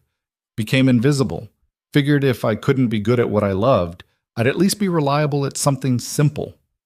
Except you couldn't stop seeing the problems, Ava said, understanding in her voice. You were a janitor, but you were still an architect. You couldn't just walk past that blueprint without noticing the flaw. No, I couldn't. Liam looked at the corrected designs spread across the table. And look where that got me. It got you here, Ava said firmly, in a position to actually do something about it, to save lives and prove Marcus wrong and show everyone who wrote you off that they made a mistake. She met his eyes across the table. That's not a failure, Liam. That's a second chance. He wanted to believe her. Wanted to believe that 3 years of barely surviving could somehow transform into redemption. But hope was a luxury he'd stopped being able to afford. What if I'm wrong? He said. What if my calculations are off? Or I missed something? Or I'm just too rusty to see the real problem? Then we fix it. Ava's certainty was absolute. But I've been checking your work for the past 4 hours, and so far every single calculation is perfect. Better than perfect? It's elegant. Marcus's design was brute force. Yours is smart. It's our design now, Liam said. I'm just the guy with the pencil. You're the guy who spotted a flaw that 3 licensed engineers missed. The guy who risked his job and his safety to make sure people didn't die. That makes you a hell of a lot more than just the guy with the pencil. Liam felt something shift in his chest, a loosening of the tight knot he'd been carrying for 3 years. Not gone, not even close, but fractionally lighter. Okay, he said, then let's finish this. By sunrise, they had a complete revised design.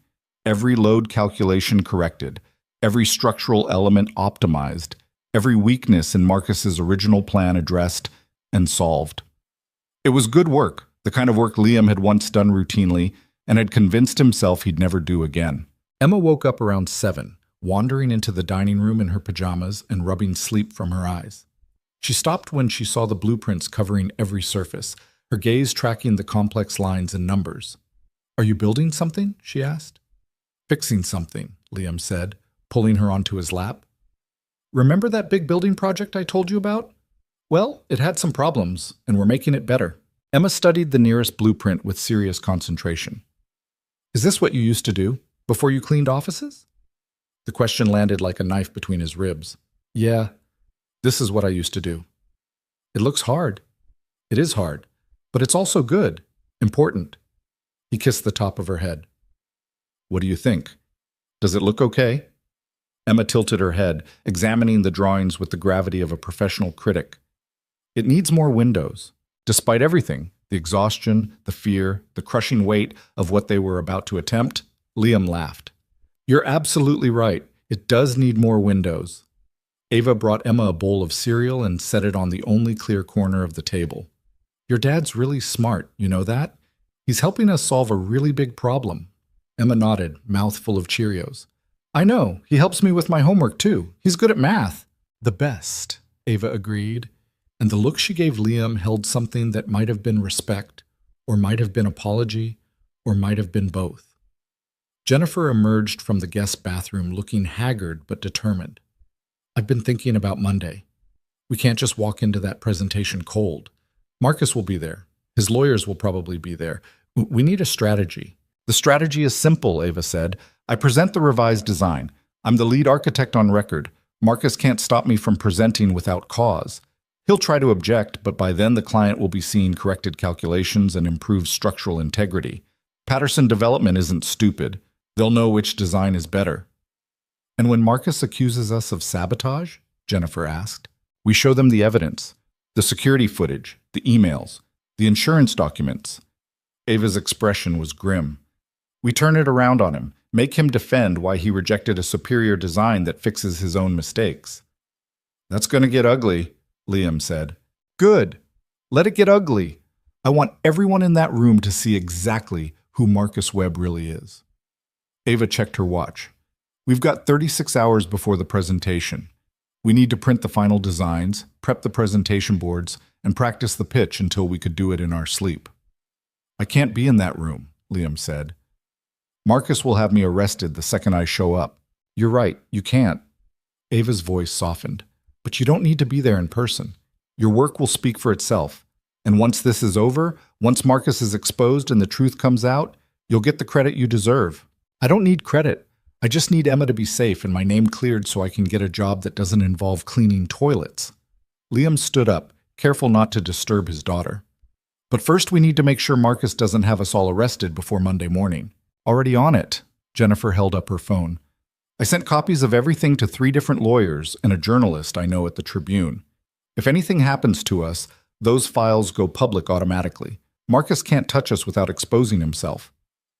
He doesn't know that. Then we make sure he finds out. Jennifer's smile was sharp. I'm going to send him an email right now, very professional, very polite. Just letting him know that we've discovered some irregularities in the Riverside Commons project and we'll be presenting our findings to the client on Monday morning. That'll panic him, Ava said. That's the idea. Panicked people make mistakes. Liam watched Jennifer type out the message with clinical precision, each word carefully chosen to sound innocent while carrying an unmistakable threat. She hit send and looked up at them with grim satisfaction. Now we wait, she said. They didn't have to wait long. Marcus called Ava's cell phone 14 minutes later. She put it on speaker. What the hell is going on? Marcus's voice was tight with barely controlled rage.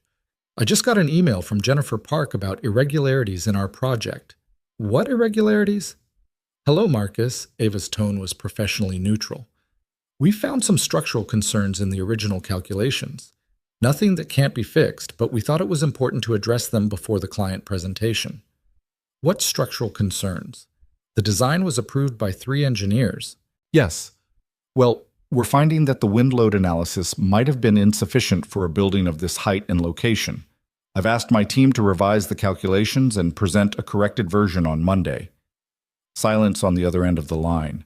When Marcus spoke again, his voice was dangerously quiet. Your team. Jennifer, David from IT, and a consulting architect with expertise in high-rise structural engineering. We don't have a consulting architect on this project. We do now. Given the timeline and the stakes, I thought it was prudent to bring in additional expertise. You don't have authority to hire consultants without my approval. I have authority to ensure our work doesn't kill people. Ava's voice went cold. Unless you'd like to explain to Patterson Development why you're opposed to fixing structural flaws. Another long silence. Liam could almost hear Marcus's mind working, trying to figure out how much they knew and how far they were willing to push. I want to see these revised calculations before Monday, Marcus said finally. Of course. I'll email them Sunday night. I want to see them now. They're not finished yet. We're still running stress models and verification tests. You'll have them Sunday night. That gives you plenty of time to review before the presentation. Ava, listen to me very carefully. Marcus's voice dropped to something that might have been a threat or might have been a plea. You're making a mistake. Whatever you think you found, is thoroughly documented and peer-reviewed. We're doing this by the book, Marcus. Everything proper and professional, just like you taught us. Ava hung up before he could respond.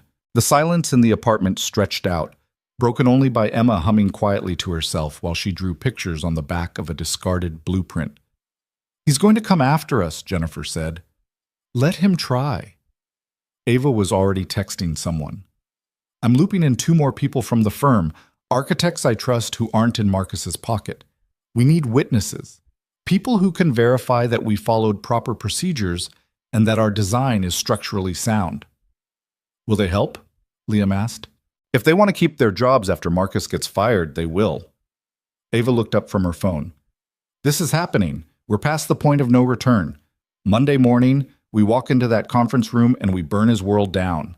Liam felt the weight of it settling over him, the enormity of what they were attempting, the risks they were taking, the lives that hung in the balance.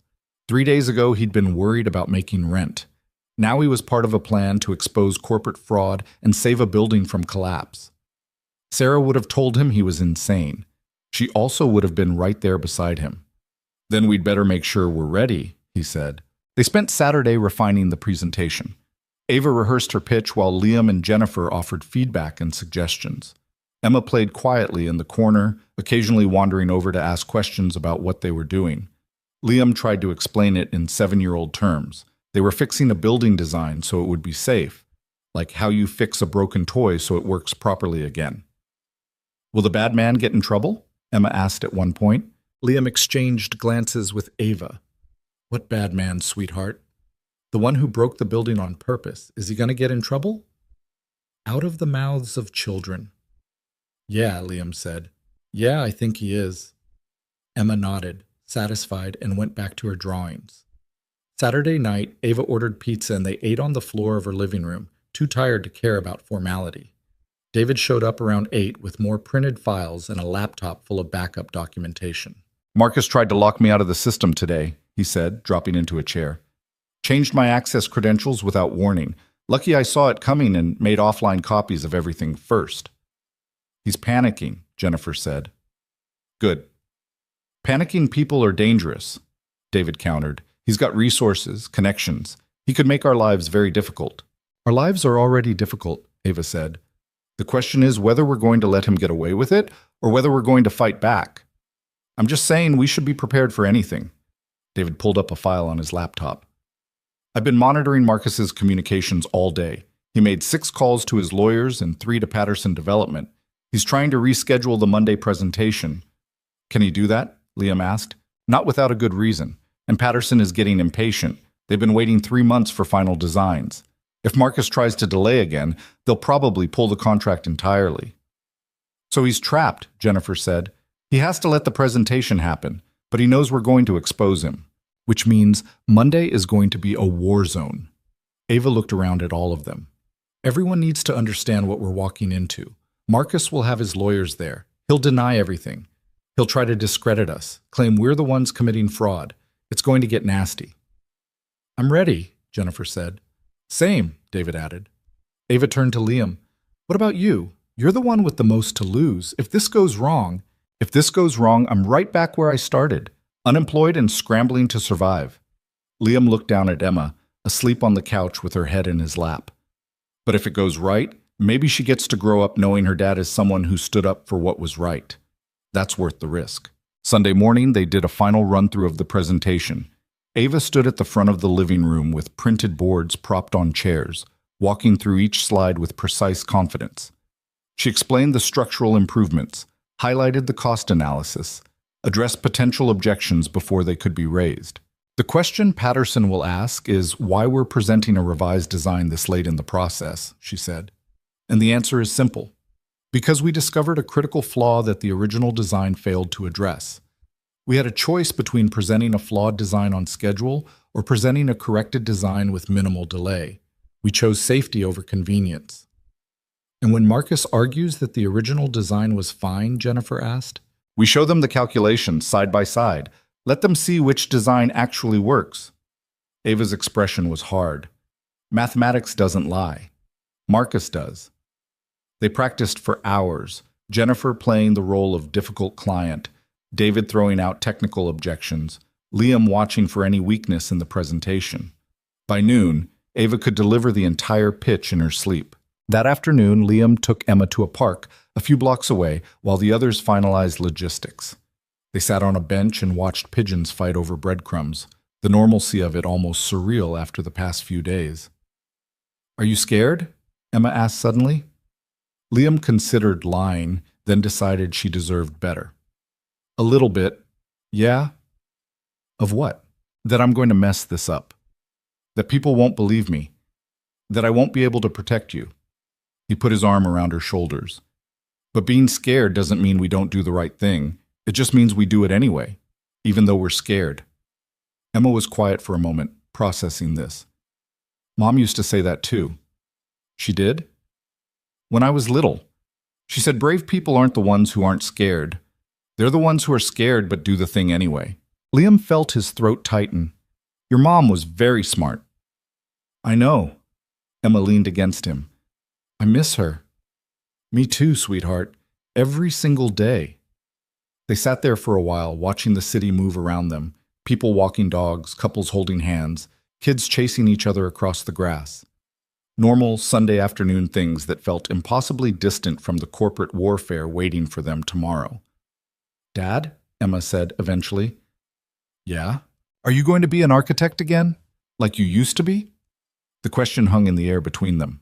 Liam thought about the blueprint spread across Ava's dining table, about the satisfaction of solving problems and creating something that would outlast him, about the person he'd been before grief had hollowed him out. "I don't know," he said honestly.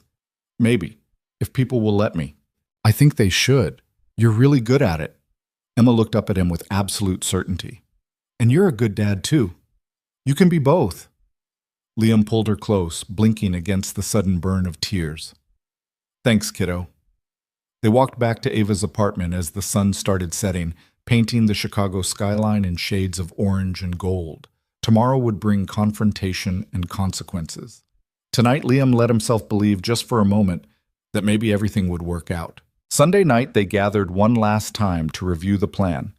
Ava would arrive at Meridian at 8 a.m., 2 hours before the presentation, to set up the conference room. Jennifer and David would arrive separately, coming in as regular employees. The revised designs would be loaded onto Ava's laptop, with backup copies on 3 different drives in case Marcus tried anything. "What about the evidence files?" Liam asked. "The security footage and emails?" "I'll have them ready to present if needed," Ava said. "But I want to try the clean approach first. Walk in, present the corrected design. Let the technical superiority speak for itself. If Marcus forces the issue and tries to block us, then we escalate." "He's going to force the issue," David said flatly. "The second he sees those calculations, he'll know we've been in his files. He'll go nuclear." "Then we go nuclear right back." Ava's voice was steel. "I'm not backing down from this. Not now." Liam looked around the apartment that had become their headquarters.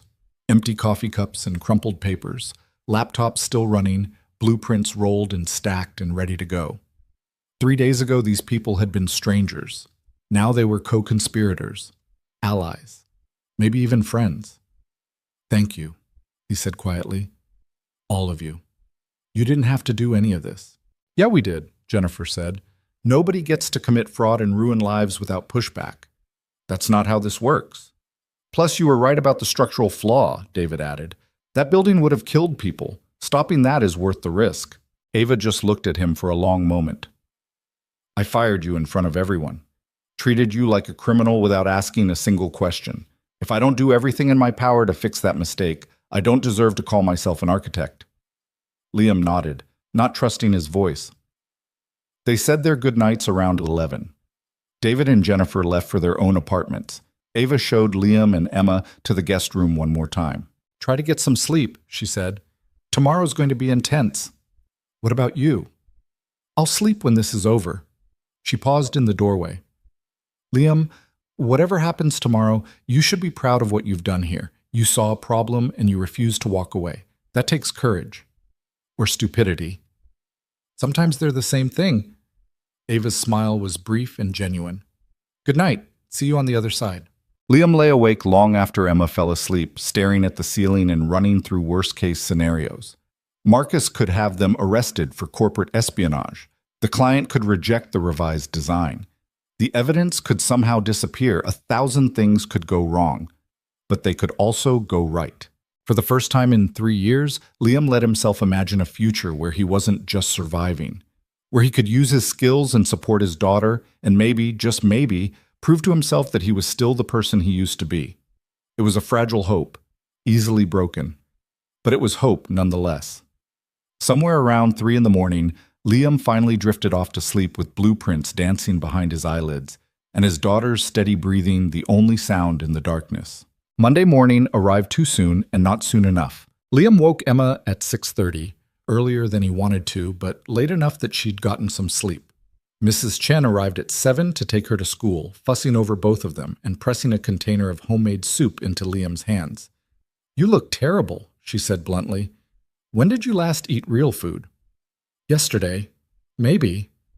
Liam accepted the soup with gratitude he couldn't quite articulate.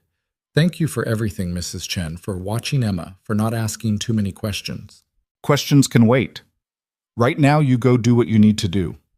She squeezed his arm with surprising strength. "And you come back in one piece, yes? That little girl needs her father." Emma hugged him tight before leaving, her small arms fierce around his waist. "Good luck, Dad. I love you." "Love you too, sweetheart. See you tonight." He stood in Ava's doorway and watched them disappear down the hall, Mrs. Chen's hand firmly holding Emma's, and felt the full weight of what he was about to do settle across his shoulders. If this went wrong, Emma wouldn't just lose her father to unemployment. She might lose him to criminal charges, corporate espionage, breaking and entering, theft of proprietary documents. But if he didn't try, people would die in a building that never should have been built. There wasn't really a choice at all. Ava emerged from her bedroom at 7:15, dressed in a charcoal suit that looked like armor, her hair pulled back in a style that meant business. She'd barely slept. Liam could see it in the shadows under her eyes, but she moved with focused determination. "Ready?" she asked. "No, but let's do it anyway." They took separate cars to Meridian. Ava went in through the front entrance at 8 sharp, her laptop bag slung over one shoulder and 3 backup drives hidden in her jacket pockets. Liam stayed behind, watching from a coffee shop across the street with a clear view of the building's main entrance. Jennifer had given him a burner phone connected to a group chat. Messages started coming through almost immediately. "Jennifer, in position, conference room B. Marcus hasn't arrived yet. David. IT systems normal, no signs of tampering or lockouts. Ava. Setting up presentation boards. Client expected at 9 a.m. Liam typed back, "Good luck. I'm watching." The coffee shop was nearly empty at this hour, just him and a couple of early morning regulars nursing espresso and staring at laptops. Liam ordered black coffee he didn't want and claimed a table by the window, his eyes never leaving the Meridian building entrance. At 8:40, a black Lincoln Town car pulled up. 3 people got out, 2 men in expensive suits and a woman carrying a leather portfolio. Patterson Development. The client. Liam. Client just arrived, 3 people. They look serious. Ava. Good. Serious means they'll pay attention to the facts. At 8:50, Marcus Webb's silver BMW pulled into the executive parking garage. Liam watched him emerge and stride toward the building, phone already pressed to his ear, his expression thunderous even from across the street. Liam. Marcus just went in. He looks pissed. Jennifer. He's in the hallway, walking toward the conference room. Wait, he's got someone with him. Lawyer, maybe. Guy in a suit carrying a briefcase. Ava. Let him bring whoever he wants. We have the truth. Liam's coffee went cold while he waited. 9 o'clock came and went. The group chat went silent. Whatever was happening inside that conference room, it was happening now, and all Liam could do was sit across the street and trust that the people who'd believed him when no one else would could pull this off. 9:17. His phone buzzed. David? Holy shit. Jennifer. Marcus just tried to shut down the presentation. Ava's holding her ground. David. The client is asking questions, lots of questions. Liam's hands clenched around his phone, willing the messages to come faster, to tell him what was happening. 9:23. Jennifer. Ava just showed them the corrected calculations, side by side with Marcus's version. The client engineer is going through the numbers right now. 9:31. David.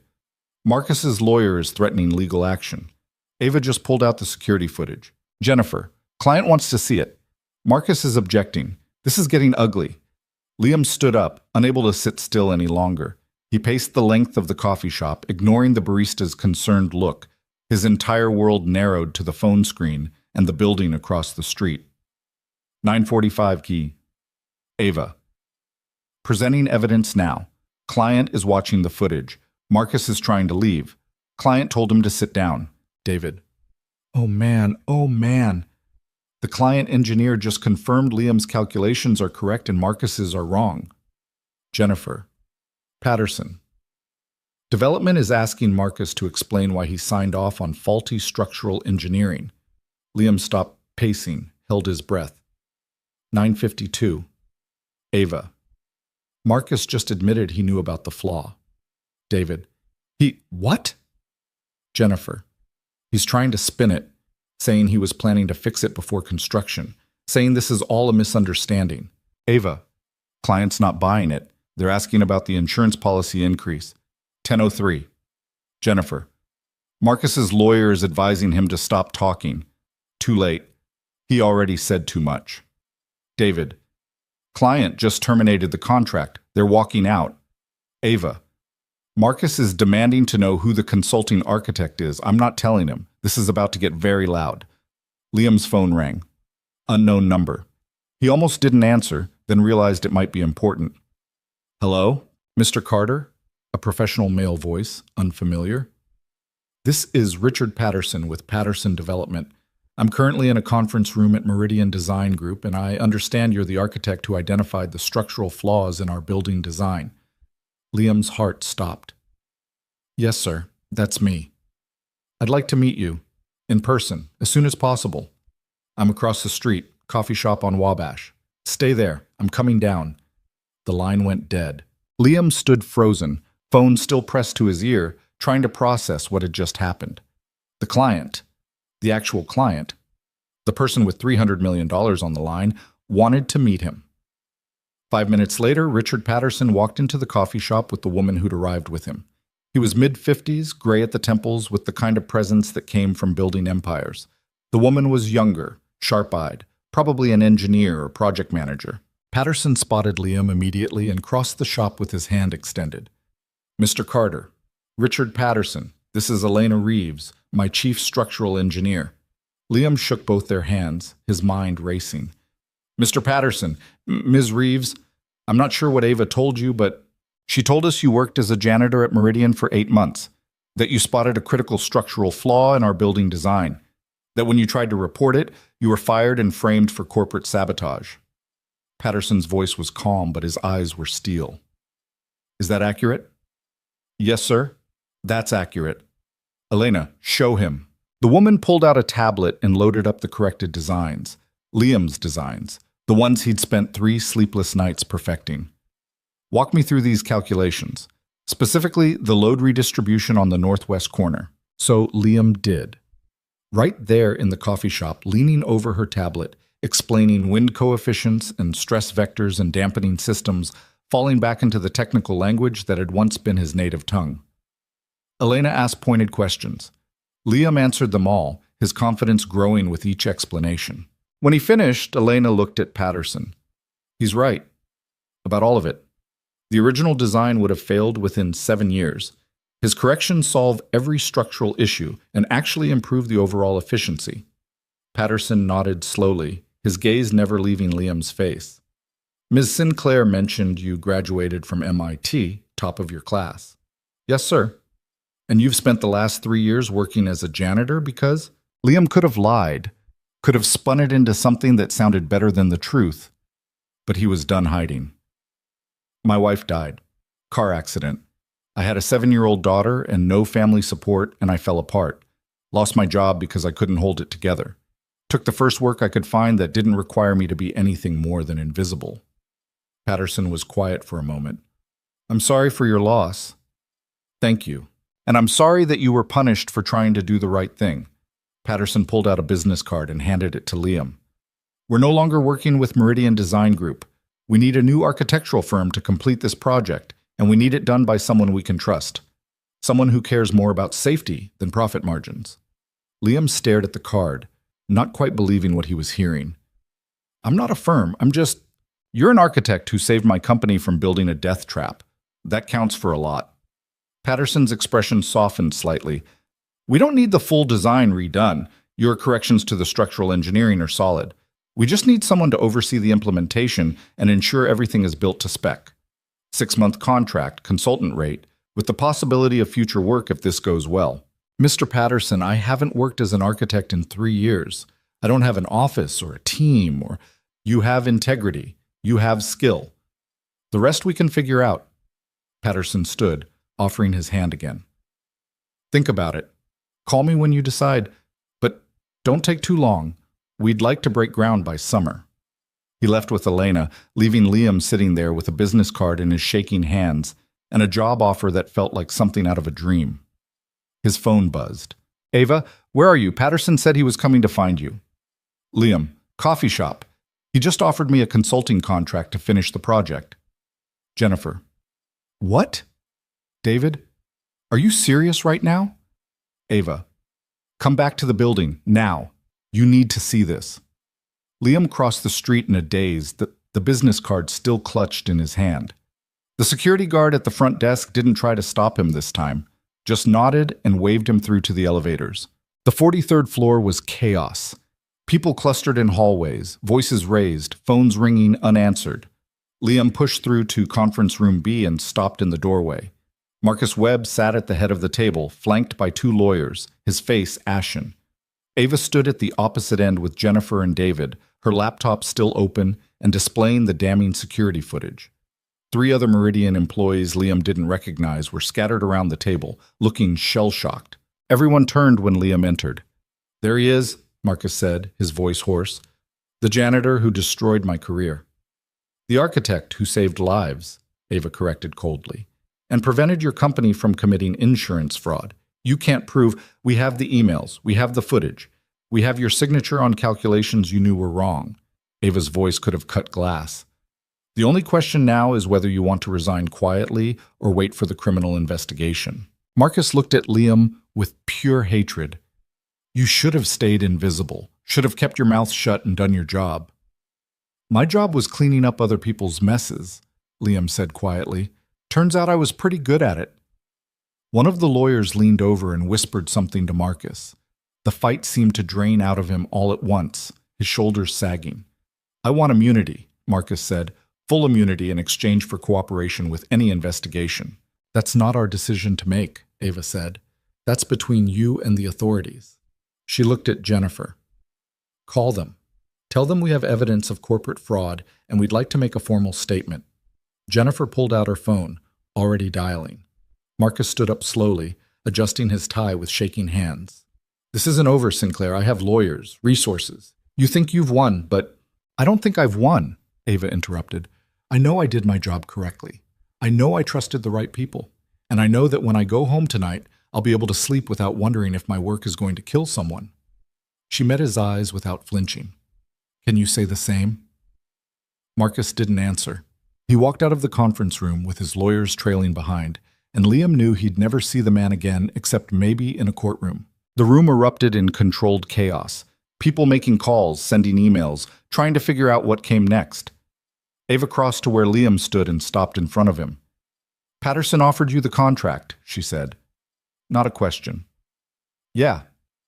Are you going to take it? Liam thought about Emma, about 3 years of barely surviving, about the person he used to be and the person he might become again if he let himself try. I think I am, he said, but I'm going to need help. I can't do this alone. Ava's smile was genuine for the first time since he'd met her. Good thing you're not alone anymore. The police arrived 20 minutes later, 2 detectives who took statements from everyone and confiscated the evidence files. They were professional and thorough, asking pointed questions about timelines and documentation. Liam told them everything, from the moment he'd picked up the fallen blueprint to Marcus's admission that he'd known about the structural flaws. It took 3 hours to get through all the statements. By the time the detectives left, promising they'd be in touch for follow-up, it was past noon and Liam was running on fumes. Jennifer ordered Thai food, and they ate in the conference room, too tired to go anywhere else. David pulled up the news on his laptop. Already there were articles appearing about Meridian Design Group, about Marcus Webb's resignation, about allegations of fraud and cover-ups. "It's going to be a media circus," David said through a mouthful of pad thai. "Everyone's going to want interviews, statements, the whole story." "Let them want," Ava said. "We did what needed to be done. That's all that matters." Liam's phone buzzed with a text from Mrs. Chen. "Emma asking when you're coming home. I told her soon. That true?" He typed back, "Very soon. On my way now." "I need to go," he said, standing up. "My daughter's waiting." "Go." Ava walked him to the elevator. "And Liam, thank you for not walking away, for caring enough to fight back, for being better than the rest of us." "I'm not better than anyone. I just got lucky that you decided to listen." "Luck had nothing to do with it.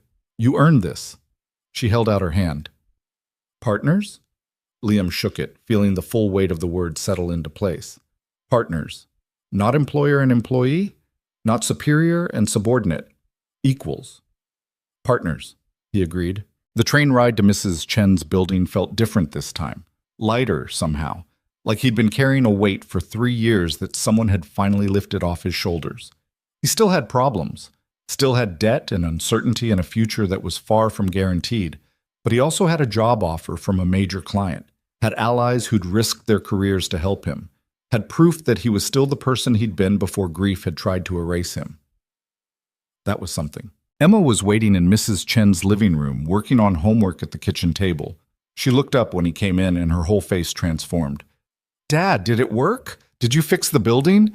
"We fixed it," Liam said, scooping her into a hug. "The bad guy doesn't get to hurt people anymore, and the building is going to be safe." "And you have a job again?" "Yeah, kiddo, I have a job again. A real one. Doing what I'm actually good at." Emma squeezed him tight. "I knew you could do it." Mrs. Chen stood in the doorway, smiling that knowing smile that came from living through wars and revolutions, and understanding that sometimes the only way forward was straight through the fire. "You did good," she said simply. "Now take your daughter home." Home was still the same cramped apartment with the pull-out couch and the narrow kitchen. But it felt different as Liam unlocked the door and ushered Emma inside. Less like a cage he was trapped in, and more like a place they were building from. He made spaghetti for dinner, letting Emma help with the sauce, and telling her an edited version of the past few days. She listened with rapt attention, asking questions about buildings and stress calculations and what it felt like to stand up to bullies. "Were you scared?" she asked. "Terrified," Liam admitted. "But I did it anyway. Because some things are more important than being scared." Emma nodded seriously. "Like Mom used to say." "Yeah, exactly like Mom used to say." After dinner, they worked on her popsicle stick building project together. Liam showed her how to create stable joints and distribute weight evenly, explaining the same principles he'd used on the Riverside Commons redesign in terms a 7-year-old could understand. "It's all about balance," he said, helping her glue a crossbeam into place. "The building has to hold itself up, but it also has to flex enough to survive wind and weather. Too rigid, and it breaks. Too flexible, and it falls down. The trick is finding the right middle ground." Emma studied their structure critically. "Like people, kind of." Liam blinked. "What do you mean?" "Like you were too flexible after Mom died. You kind of fell down for a while, but then you got strong again." She added another stick carefully. "Now you're balanced."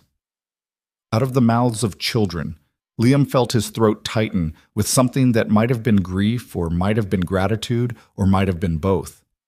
"Yeah," he said softly. "I guess I am."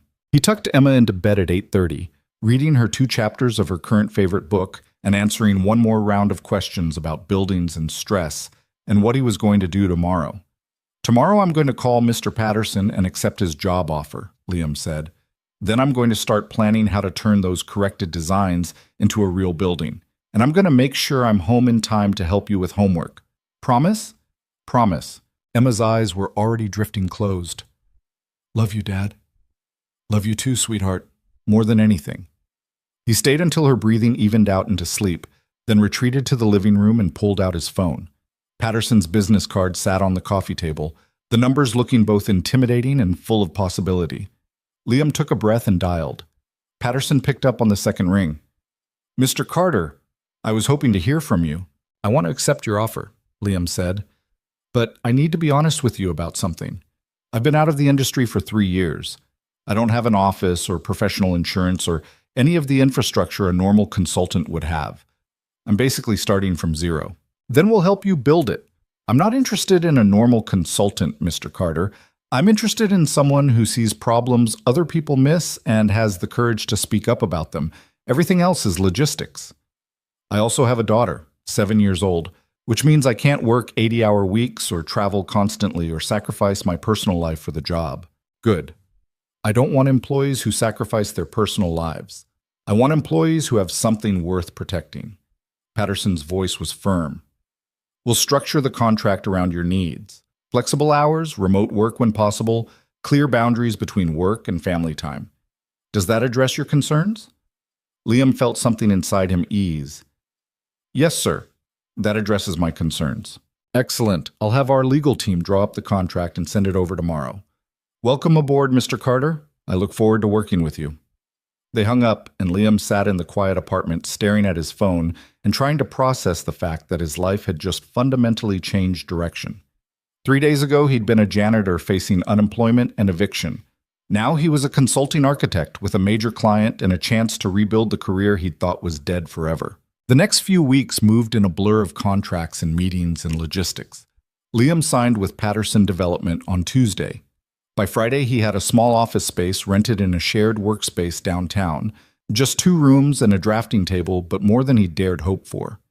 Ava connected him with an insurance broker and a lawyer who helped him navigate the paperwork of becoming a legitimate consulting firm. Jennifer left Meridian and came to work for him as a project manager, bringing David along to handle the digital infrastructure.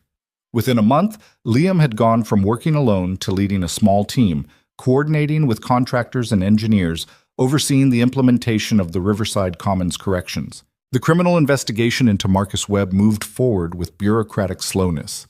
Marcus's lawyers negotiated a plea deal, full cooperation in exchange for reduced charges. He lost his architectural license, paid a substantial fine, and accepted a 5-year ban from working in the construction industry.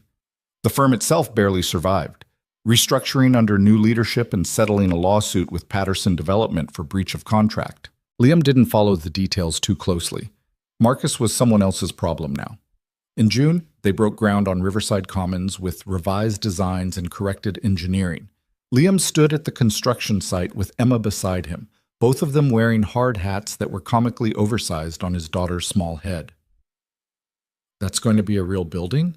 Emma asked, staring at the massive hole in the ground where the foundation would go. "That's going to be a real building," Liam confirmed. 60 stories tall. Apartments and offices and shops. Hundreds of people are going to live and work there every day. And it's not going to fall down? Not if we build it right, which we will. Emma nodded, satisfied. Because you're good at your job. Because I have help from good people. And because I care about getting it right. He put his hand on her shoulder. That's the thing about buildings, kiddo. They're not just steel and concrete. They're promises. Promises that people will be safe inside them. That they'll stand strong when storms come, that they'll be there for the next generation and the one after that. Breaking those promises is the worst thing an architect can do. Is that why you stopped that bad man? Because he was breaking promises? Yeah, that's exactly why. The construction site hummed with activity around them. Workers in safety vests, machinery rumbling, the organized chaos of creation. Liam watched it all with something that felt dangerously close to peace. He'd spent 3 years trying to disappear, convinced that if no one saw him, he couldn't fail them. But invisibility wasn't safety. It was just another kind of cage. Being seen meant being vulnerable. Meant people could judge you and criticize you and find you wanting. But it also meant they could respect you and trust you and give you chances you'd thought were gone forever. It meant you could fail, sure, but it also meant you could rise. That night, back in their small apartment that was already starting to feel too cramped for what they were building, Liam helped Emma finish her popsicle stick project. They'd been working on it for weeks, adding details and reinforcements, turning it from a simple structure into something genuinely impressive. "What do you think?" Emma asked, stepping back to admire their work. Will it win the contest? I think it's the best popsicle stick building I've ever seen, Liam said honestly. But even if it doesn't win, you should be proud of it. You built something real with your own hands. That matters more than any prize. Emma studied their creation thoughtfully. Do you think Mom would have liked it? The question hit Liam in the chest like it always did. Grief never really went away. It just learned to coexist with everything else. I think she would have loved it, and I think she'd be proud of you for working so hard on it. What about you? Would she be proud of you? Liam thought about the past few months, about standing up to Marcus, about trusting Ava and Jennifer and David when every instinct screamed at him to stay invisible, about taking the risk of being seen again, of being vulnerable again, of believing he could be more than just a ghost haunting his own life. I think maybe she would, he said. Yeah, I think maybe she would. Emma hugged him suddenly, fierce and tight. I'm proud of you, Dad. Liam held her close. This small person who'd been his reason to survive when surviving felt impossible, and felt gratitude so intense it threatened to break him open. Thanks, kiddo, he managed. That means everything. The following Monday, Liam stood in the same hallway at Meridian Design Group where Ava had fired him 3 months earlier. The building felt different now, smaller somehow, less intimidating. He wasn't here as a janitor this time. He was here because Ava had asked him to come, had said there was something important he needed to see. She met him in the lobby, looking professional and slightly nervous. Thanks for coming. I know it's probably strange being back here. Strange is one word for it. Liam glanced around at the marble floors he'd mopped 100 times. What's this about? Come with me. She led him to the 43rd floor, to the senior design wing, to the exact spot where she'd confronted him about the fallen blueprint. The hallway was full of people. Jennifer and David, a dozen other Meridian employees Liam recognized, even Patterson and Elena from Patterson Development. Everyone turned to face him as he entered. Ava cleared her throat. 3 months ago, I made a mistake. A big one. I accused Liam Carter of corporate espionage and had him fired without asking a single question about what really happened. I humiliated him in front of colleagues and treated him like a criminal when he was actually trying to save lives. The hallway was completely silent. Liam would have had every right to walk away and let our firm destroy itself. Instead, he risked his freedom and his safety to expose fraud and prevent a catastrophic building failure. He did that not because he wanted revenge or recognition, but because it was the right thing to do. Ava looked directly at Liam. I owe you an apology. A public one. You deserved better from me, and I'm sorry I didn't give it to you. Liam felt every eye in the hallway on him, waiting for his response. He could have made a speech about forgiveness and moving forward, could have turned it into a moment of grand reconciliation. Instead, he just nodded. Thank you, that means a lot. There's one more thing. Ava pulled an envelope from her jacket and held it out to him. Meridian Design Group would like to offer you a formal partnership. Equal equity stake, equal decision-making power, your name on the door. We want you to help us rebuild this firm into something that actually lives up to its values. Liam stared at the envelope, not taking it. I already have a firm and a contract with Patterson Development, which you could fulfill as part of Meridian. We'd provide the infrastructure, the support staff, the resources you need to scale beyond one-man operations. You'd maintain full autonomy over your projects while having access to our network and reputation. Ava's voice was careful. I'm not asking you to give up what you've built. I'm asking you to build it with us. Why? Liam asked. You could hire any architect in the city. Why me? Because you see things other people miss. Because you care about getting it right more than looking good. Because you proved you'll fight for what matters even when it costs you everything. Ava's expression was serious. And because if I'm going to rebuild this firm, I want to do it with people I trust. You're at the top of that list. Liam looked around the hallway, at Jennifer and David who'd risked their careers to help him, at the other Meridian employees watching with cautious hope, at Patterson who'd given him a chance when he had nothing. He thought about the small office he'd rented, just 2 rooms and a drafting table, about how hard it would be to grow beyond that without help, without resources, without the kind of institutional support that came from being part of something bigger than yourself. And he thought about Emma, asking him if he was going to be an architect again like he used to be. About Sarah, who'd always believed he could do great things if he just had the courage to try. I need to think about it, he said finally. This is a big decision. I can't just… Take all the time you need, Ava interrupted. The offer stands. Talk to your team, talk to your family, talk to whoever you need to talk to. Just know that the door's open whenever you're ready. Liam took the envelope, feeling its weight in his hands. Okay, I'll think about it. The crowd dispersed slowly, people coming up to shake his hand and offer congratulations and welcome him back to the building where he'd once been invisible. Patterson pulled him aside on the way out. She's right, you know, Patterson said, about you seeing things others miss. That's a rare gift. Don't waste it working alone when you could be teaching others to see the same way. I don't know if I'm ready for that kind of responsibility. Nobody ever is. But that's not a reason to say no. Patterson smiled. Think about it. Whatever you decide, we're still moving forward with Riverside Commons. That contract is yours regardless. Liam went home and spent the evening with Emma, helping her with homework and making dinner, and not talking about the decision weighing on him. After she went to bed, he sat on the pull-out couch with the unopened envelope and tried to figure out what the right answer was. Partnership at Meridian meant stability. Resources. A team of talented architects and engineers. The chance to work on major projects and make a real difference in the city's skyline. It also meant giving up the independence he'd fought so hard to reclaim. Meant tying his name to a firm that had nearly destroyed itself through corruption and greed. But maybe that was the point. Maybe the only way to prevent future Marcus Webbs was to build something better from the inside. To teach the next generation of architects that integrity mattered more than profit margins.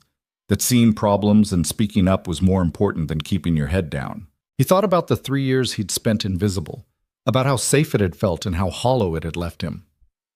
About Emma, growing up watching him hide from the world, learning that the way to survive was to never be seen. That wasn't the lesson he wanted to teach her. Liam opened the envelope and read the partnership agreement carefully, making notes in the margins, drafting questions and concerns. When he finally went to sleep around midnight, he still hadn't made a decision, but he was close.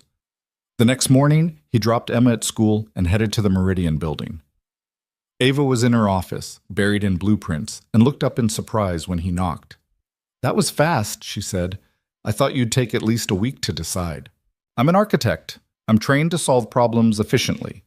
Liam sat down across from her. I have conditions. I'm listening. First, my team comes with me. Jennifer and David get positions at Meridian with salaries and benefits commensurate with their skills. Non-negotiable. Done. What else?